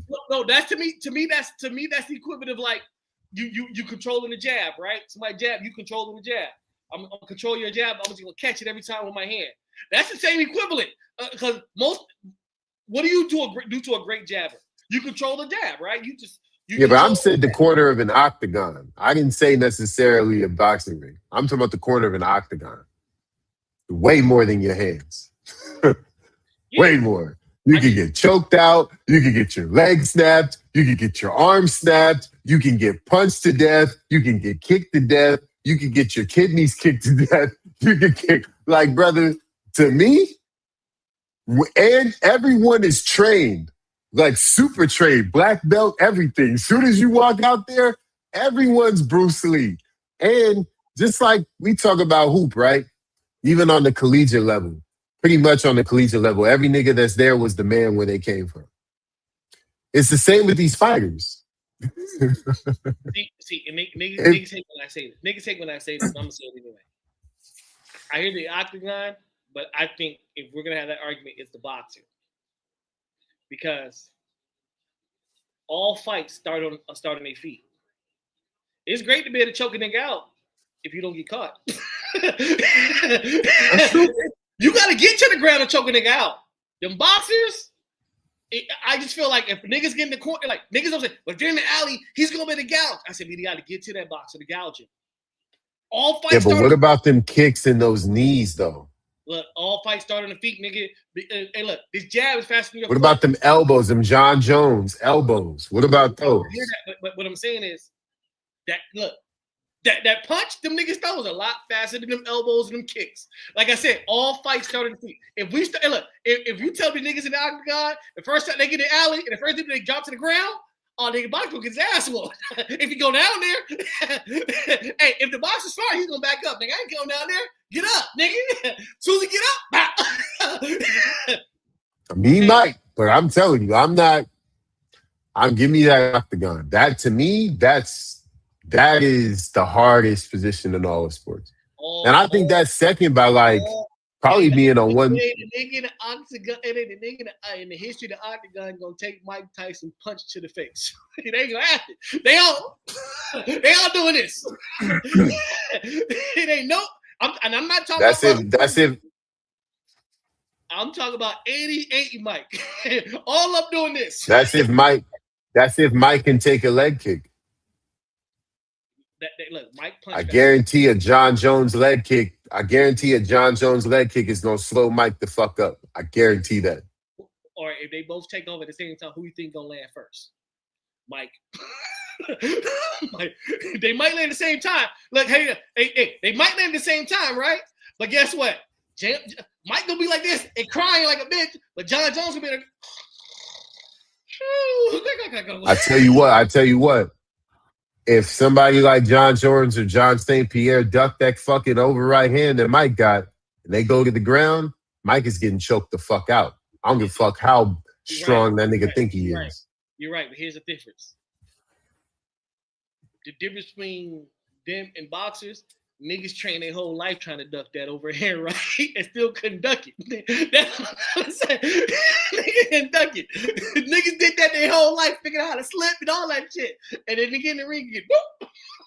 But I hear you. If it go one way, it go one way. But if that fight is still on the feet, if that fight, because that's why I include boxing. That's why I said boxing too. But really, that octagon nigga, I would be terrified if I had to if they close that bitch out. I'm like, because here's the thing. That land kick you talk about, that got to land too. What if that missed? If that fucking misses, what do you think happens to that octagon fight with Mike Tyson? It's a wrap. It's over at that point. Nigga. Hey, if you see John Jones kick and miss it, Mike, and 88 Mike, You get up and walk out the arena because you already know what happens next. You like, before Mike throw it, you like, this is over. He going down. So For sure. All right. If you could erase one sport moment just to see what happens afterward, what would it be? One sports moment. That's a lot of moments I can do.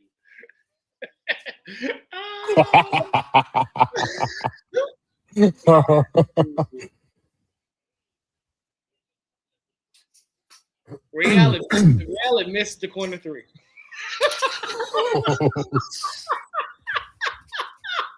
Oh, shit gets ugly. Oh, Ray Allen missed the corner three. No. First, get the rebound. Why is Tim Duncan on the bench? You don't get the nigga in the game. That's it, nigga. If Tim's in the game, he gets a rebound. Nah, let's keep it tall. If Kawhi and Manu don't go up there and miss 2 free throws each, they win that game. It's a lot of things. All I'm saying is just let Kawhi or Manu hit one of them free throws and it's a wrap. That shit's over. It's a lot of things that went right. And you know what that changes too, right? Tim Duncan goes 6-0 in the finals. That's what I said. Yeah. Yo, if Tim goes, I don't like that. I don't like Tim going 6-0. I don't like that. I do because it elevates him a spot or two. It don't kill. I'm not putting him in the top 10. That's just me though. I'm gonna fuck with the rings. Fuck the rings. But it goes. Nigga, you went to Miami and won 1 or 4. Oh, nigga. So I was gonna say the Kyrie shot in Golden State. It's worse. It's worse in Miami because of the team they had assembled. Yeah, for sure. For sure. All right. So I'm gonna get more petty then. I would have loved to see what would have happened if New York lost this year. If San Antonio would have came back from 3-1. That's fucked up. It's been 52 years, nigga. That's fucked up. It's been 52 years. You are wrong on so many levels for saying that. They would have been so mad, bro. That's just me. And you know, I'm not even a Knicks. I hate the Knicks, really. But I'm not. That's messed up. That's fucked up. That's fucked up. That's super petty, I know. 52 years and you want to take it away? Oh, that's fucked up. No. I just wanted to see what it looked like. Nigga, the Brooklyn Bridge wouldn't be there. The Brooklyn Bridge wouldn't be there no more. Nigga, it would be no Manhattan. It look like Godzilla hit it. It look like Godzilla hit it. Nigga, it'll be Central Park and a bunch of burned down buildings. That'd be it. Nigga. That's hilarious. Oh, shit. All right. If every championship team had to run it back with the exact same roster, which dynasty lasts the longest?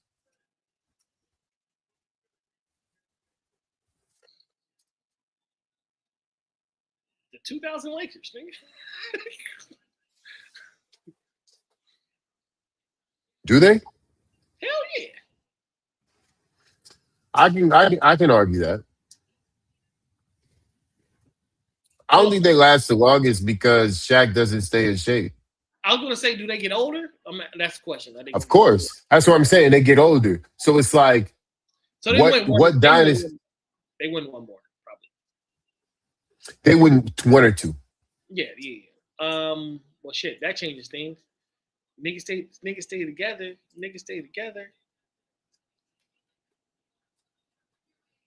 Oh, nigga. Golden State with KD. Not about that.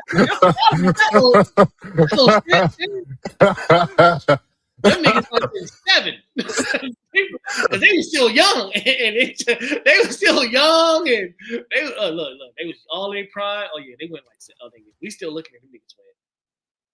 At this point, you're not even a Golden State fan no more if they stay together. You like, they can't stand these things. You like, stand these things. I'm gonna say the '93 Bulls. If they stay together, I think they run off 5 or 6 in a row. I know that's what most people would say, but I always say I make that argument that Houston team was doing. Yeah, I know you say that. Yeah, I know you say that. I think that those would have been. You want to see it try. You want to see take a shot at it. I get it. Yeah, I want to see it, and I think that there's a chance that the Bulls could have won those series. Especially in especially in '95. Like I don't think that. I think the '94 Houston team, or what was the one that was the 5th seed? Which was that '94? That was the second. That was the second one, right? 95. I think they really could have beat that team. I think the '94 team is a team that they would have really had a problem with. Yeah. Fine. The '94 team was better. That's what I'm saying. The '94 team was Clyde. Yeah. I think they had a better chance of beating the '95 team. No, I mean the '95 team was Clyde. Okay, whatever team it was that was the 5th seed, was that the '95 team? Yeah. Did they get Clyde at the trade deadline that year? Oh, let me see. Hold on. Let me see.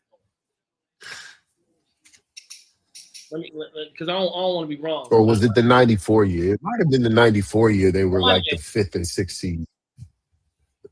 It might have been the '94 year because they played. Who they played in the finals in '94? The Knicks? But they played the Knicks in '95. They played Orlando in '94. The '95 team. The '95 team was the 6th seed. Yeah. Yeah, I think they would have had a better chance beating that team. Not when they got Clyde. I think Clyde did come at the trade deadline. They were trying to figure it out. He come at the trade deadline? I think so. And once they figured it out, he was ugly for nigga. He's just kicking nigga. And that '93 team. So the '93 team, you keep Horace. You don't let him go to Orlando. So Orlando, I get where you're going. I get where you're going with this. Okay, that makes more sense. And you got to think of it like this, right? The '93 team, Jordan's like 31.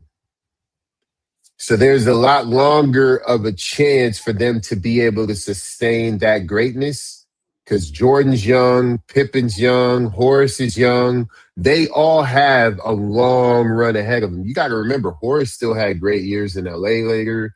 Pippen still had some quality years in Portland. You know what I'm saying? Like there were some times where they had past that Bulls run that still could have been really good if they stayed together. So I like that team. I think it was young enough. The '92 team I like, but I don't really like Bill. Who was their center? I think it was like Bill Weddington or some shit. I can't fuck with that. I can't get jiggy with that. That Houston team. Oh, it was fire. Don't get it twisted. Let's see his '93 team. They won. Bill Weddington's gonna. Yeah, they had. And I always go. Yeah, that's what I want. I wanted Stacey King, I'll take Luke Longley. I'll take Jordan Paxson. I'll take Will Perdue. They still have Bill Weddington. They had centers. God damn. Cartwright, King, Longley, Perdue, Weddington, and Scott Williams. So this nigga got 5 niggas. He about to 60 of them. Give me the Tony Kukoc, Steve Kerr. They gonna get 12 apiece, nigga. He's gonna get 12 apiece, nigga. Cool, nigga. Whatever you say. God damn. Look, bro. The reason they had shooters, bro. The reason I say that is, and I always explain this, and niggas don't understand basketball. The one thing the Bulls prided themselves on in the reason they were so good defensively is because they could play everybody one-on-one. They can match up and they can stay at home. That's what made them so fucking amazing defensively because they were long and they can alt pause and they can just stay home because everybody guarded well enough. That motherfucker in '94 gave Shaq 35 a game. What the fuck is he gonna do to them white boys? They better send help. And my problem was once you sent help, everybody can hit a shot, nigga. From oldest Thorpe, all them niggas can hit the shot. It wasn't a nigga that could miss. Same on the Bulls side. There wasn't a nigga that was missing out there. Hey, bro, on the Bulls side, they had B.J. Armstrong, they had Steve Kerr, and they had fucking John Paxson on that team. Bruh, those are all 40% three-point shooters. Some of the greatest of all time. And then you guys Tony Kukoc, who wasn't a bad shooter. You had Scottie Pippen, who wasn't a bad shooter. You had Horace Grant, who was good from 15 to 17 and in. Nigga, they had shooters. Shooters. Here's my thing about that, right? And when I say this, understand I'm not saying Mike is going to be stopped. What I'm saying is that's not happening. No, that's not going to happen. Mike is going to get his. But what I'm saying, what I'm saying is between Clyde, Vernon Maxwell, Mario Elie, and Chucky Brown, they have less of a matchup problem than Bill Winnington does with Hakeem. That's the only thing I come up with. Yeah, Mad Max is a great defender. He's not going to stop Mike, but it's times that he's going to be able to get Mike to get off his spot a little bit. Look, make it hard on Mike. It ain't like Jordan torched every last one of them niggas before that. Mike's going to make contested shots. He's going to make them, but they're going to be contested. This nigga King, he's going to be. we got to be real, right? The real matchup is Jordan and Pippen. That's the good matchup for the Bulls, and Hakeem for Houston, because Houston don't got really nobody else out there that's really gonna go out there and give them a consistent 20. That's not gonna happen. They're gonna have to spread that around. That's what they were really good at. I averaged like 20, 25 that year, my nigga. I'm just saying. Oh yeah, my bad. I forgot.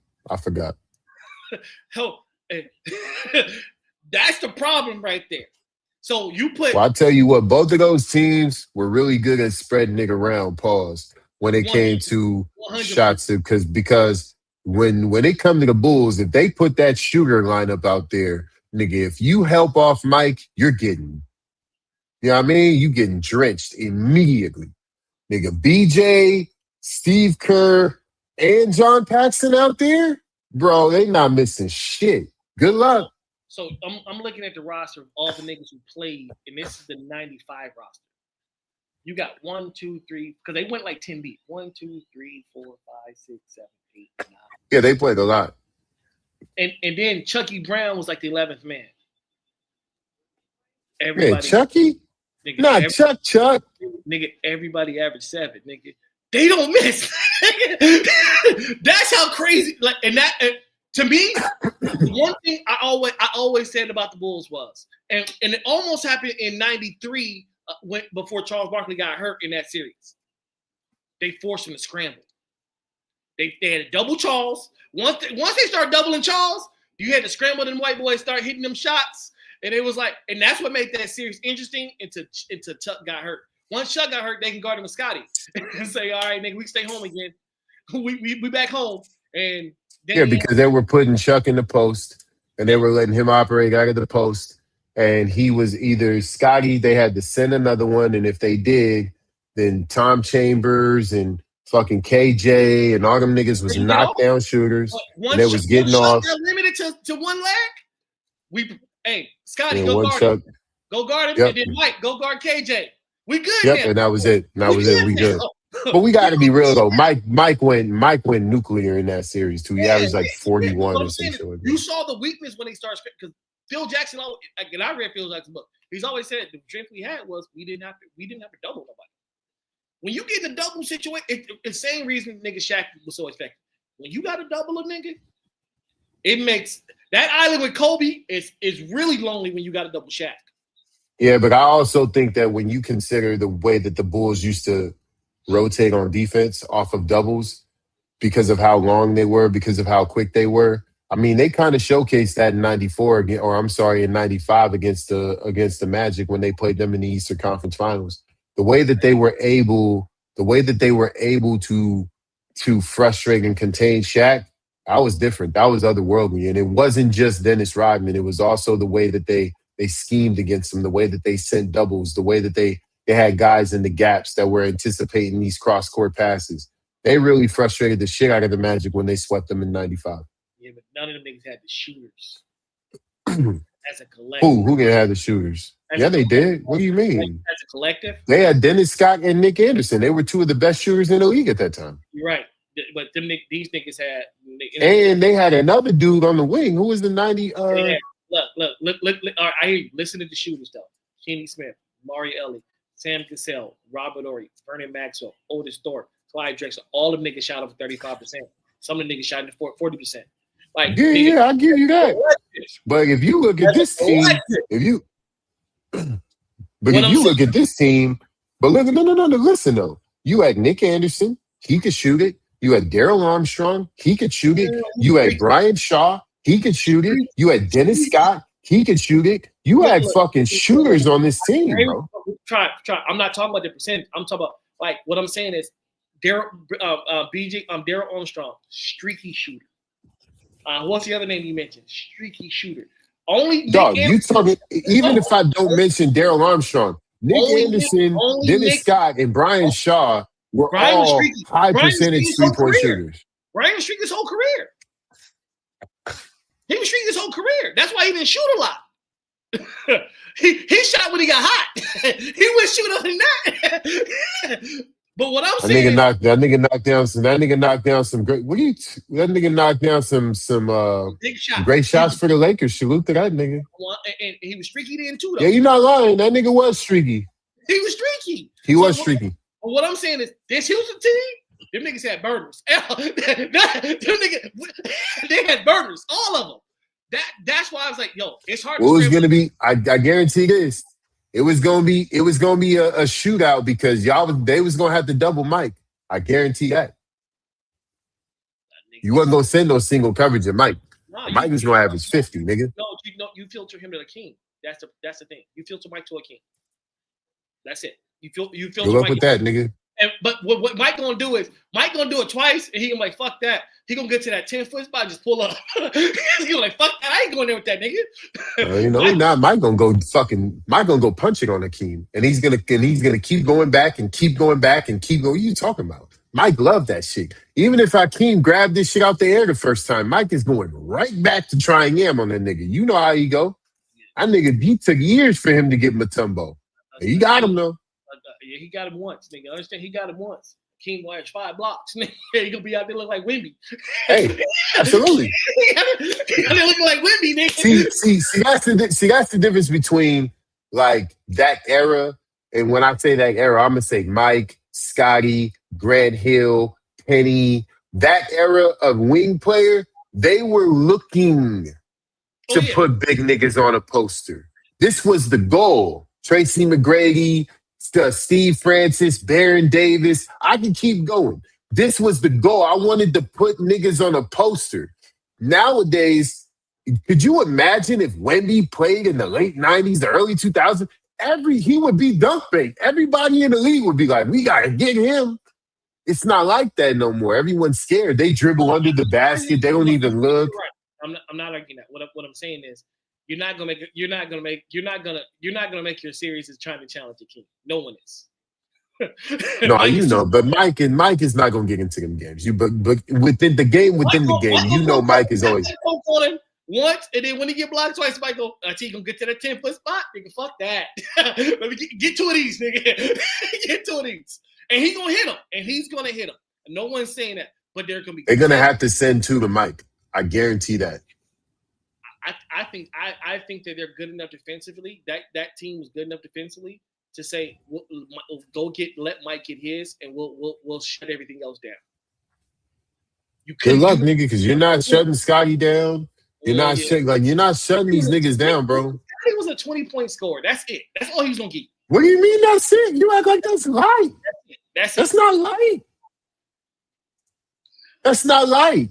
That's Scotty was 6'9", 6'10", handled it like a guard, had post game, shoot the long ball, get to the rack. Nigga, what are you talking about? Scotty was nice. Scotty gonna give me 18, get us 18, and we'll live with that. Like Scotty, I'm not worried about Scotty going up for 50. Nah, we certainly not worried. Not worried about that. But you can worry about Clyde going 50. You can worry about a King going 50, nigga. Because them niggas are relentless. They gonna keep going. Hakeem, not Clyde at that point. Clyde was not going off for 50 and 95, nigga.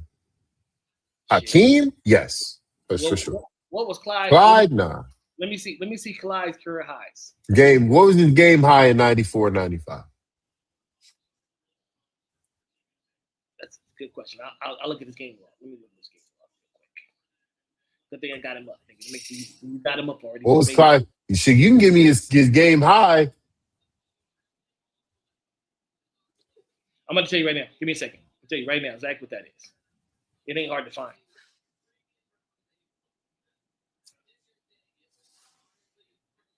The first hold on. Nigga, hold on. I hit the wrong button. Nigga. 41, nigga. 41. Yeah, so he's not hitting niggas off for 50 like that. He had 5 40-point games, nigga. He's not hitting niggas off for 50. He's not hitting niggas off for 50 like that. What I'm saying is, we not worried about Scotty scoring 40. We worry about, hey, that nigga hit you off. Keep fuck around and find out. He gonna hit you for it. Yeah. That's the difference. It's a good conversation. Yeah, it's a great combo. We got. I wish Cam was on because I would have loved to see what his perspective would have been too. Well, he can't tell me because he wasn't really watching Hoop then. I talked to but he's kind of a historian though. He went back. You had to see that Houston team play. For me, you had to see that Houston team was just. It's hard to explain unless you saw how they played. Nigga, it's like even when nigga, because I rooted against them niggas, and I was like, damn, nigga, will somebody miss a shot? Swing, double, like Shaq had to call for a double. Swing. Oh, you hear perfect dribble, kick out, bam! God damn it! Another nigga hit a shot. Like somebody miss. I need somebody to miss tonight, please. It ain't gonna be too different on the Bulls side, nigga. You're gonna have to send 2 to Mike, and when Mike get the Paxson, bam, BJ, bam, her, bam. We gonna bang a horse going off. Go ahead, horse. Go ahead, nigga. Horse is gonna give you 9, 9 and 10. That's that line. Yeah, but it's gonna be super efficient though. And it's gonna be 60%. When niggas don't realize is that Bulls team, it ain't the offense for the Bulls. It was always defense, and that's my argument. They were so great defensively, but for sure. But it wasn't their offense that was killing people. It was their defense. They locked you down, and Mike went nuts. You can't lock a team down when you got to double a nigga like a king. And I think Phil's gonna do it because I know if I know Phil, that first game Phil's gonna say, play on the island, let's see what happens. And when he get a 55 for sure. ball, when he get a 55 ball dropped out, he gonna say, all right, look, the game plan has changed. I think both teams do that first game. First game, it's gonna be like let Hakeem and Mike go crazy. And let's see what happens. Which I would love to see. God damn, that would have been great to see. King gonna be like, nigga, he gonna be like him. You gonna let like I said, all 5 of them getting 12, nigga.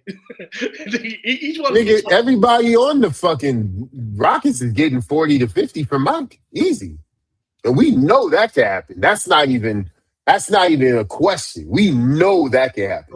If it becomes a shootout, who is the favorite? Is my question. Because I think it becomes a shootout. I don't know, nigga. That's Mike. Mike didn't lose too many of those. He's never faced a monster like Hakeem. And Hakeem never faced Mike. That goes both ways, brother.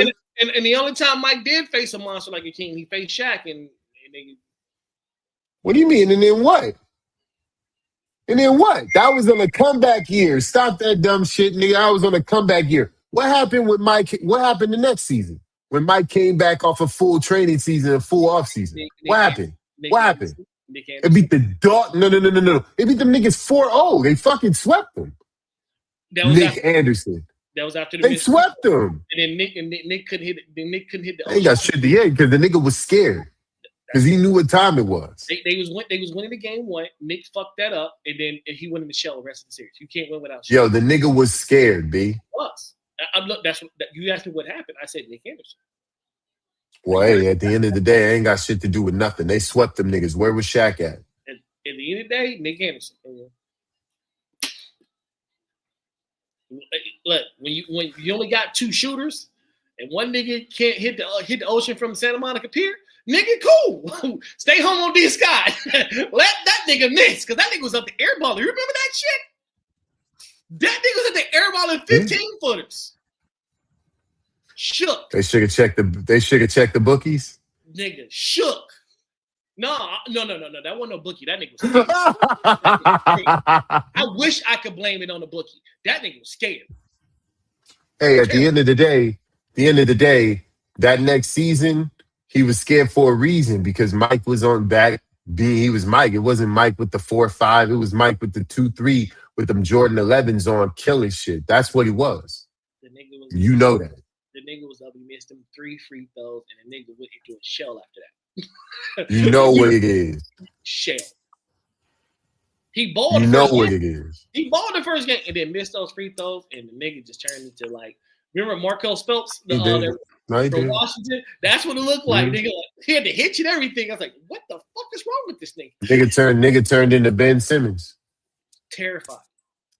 Turned into Ben Simmons for sure. Good conversation.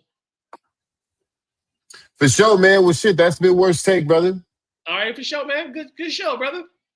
You too, man. Peace.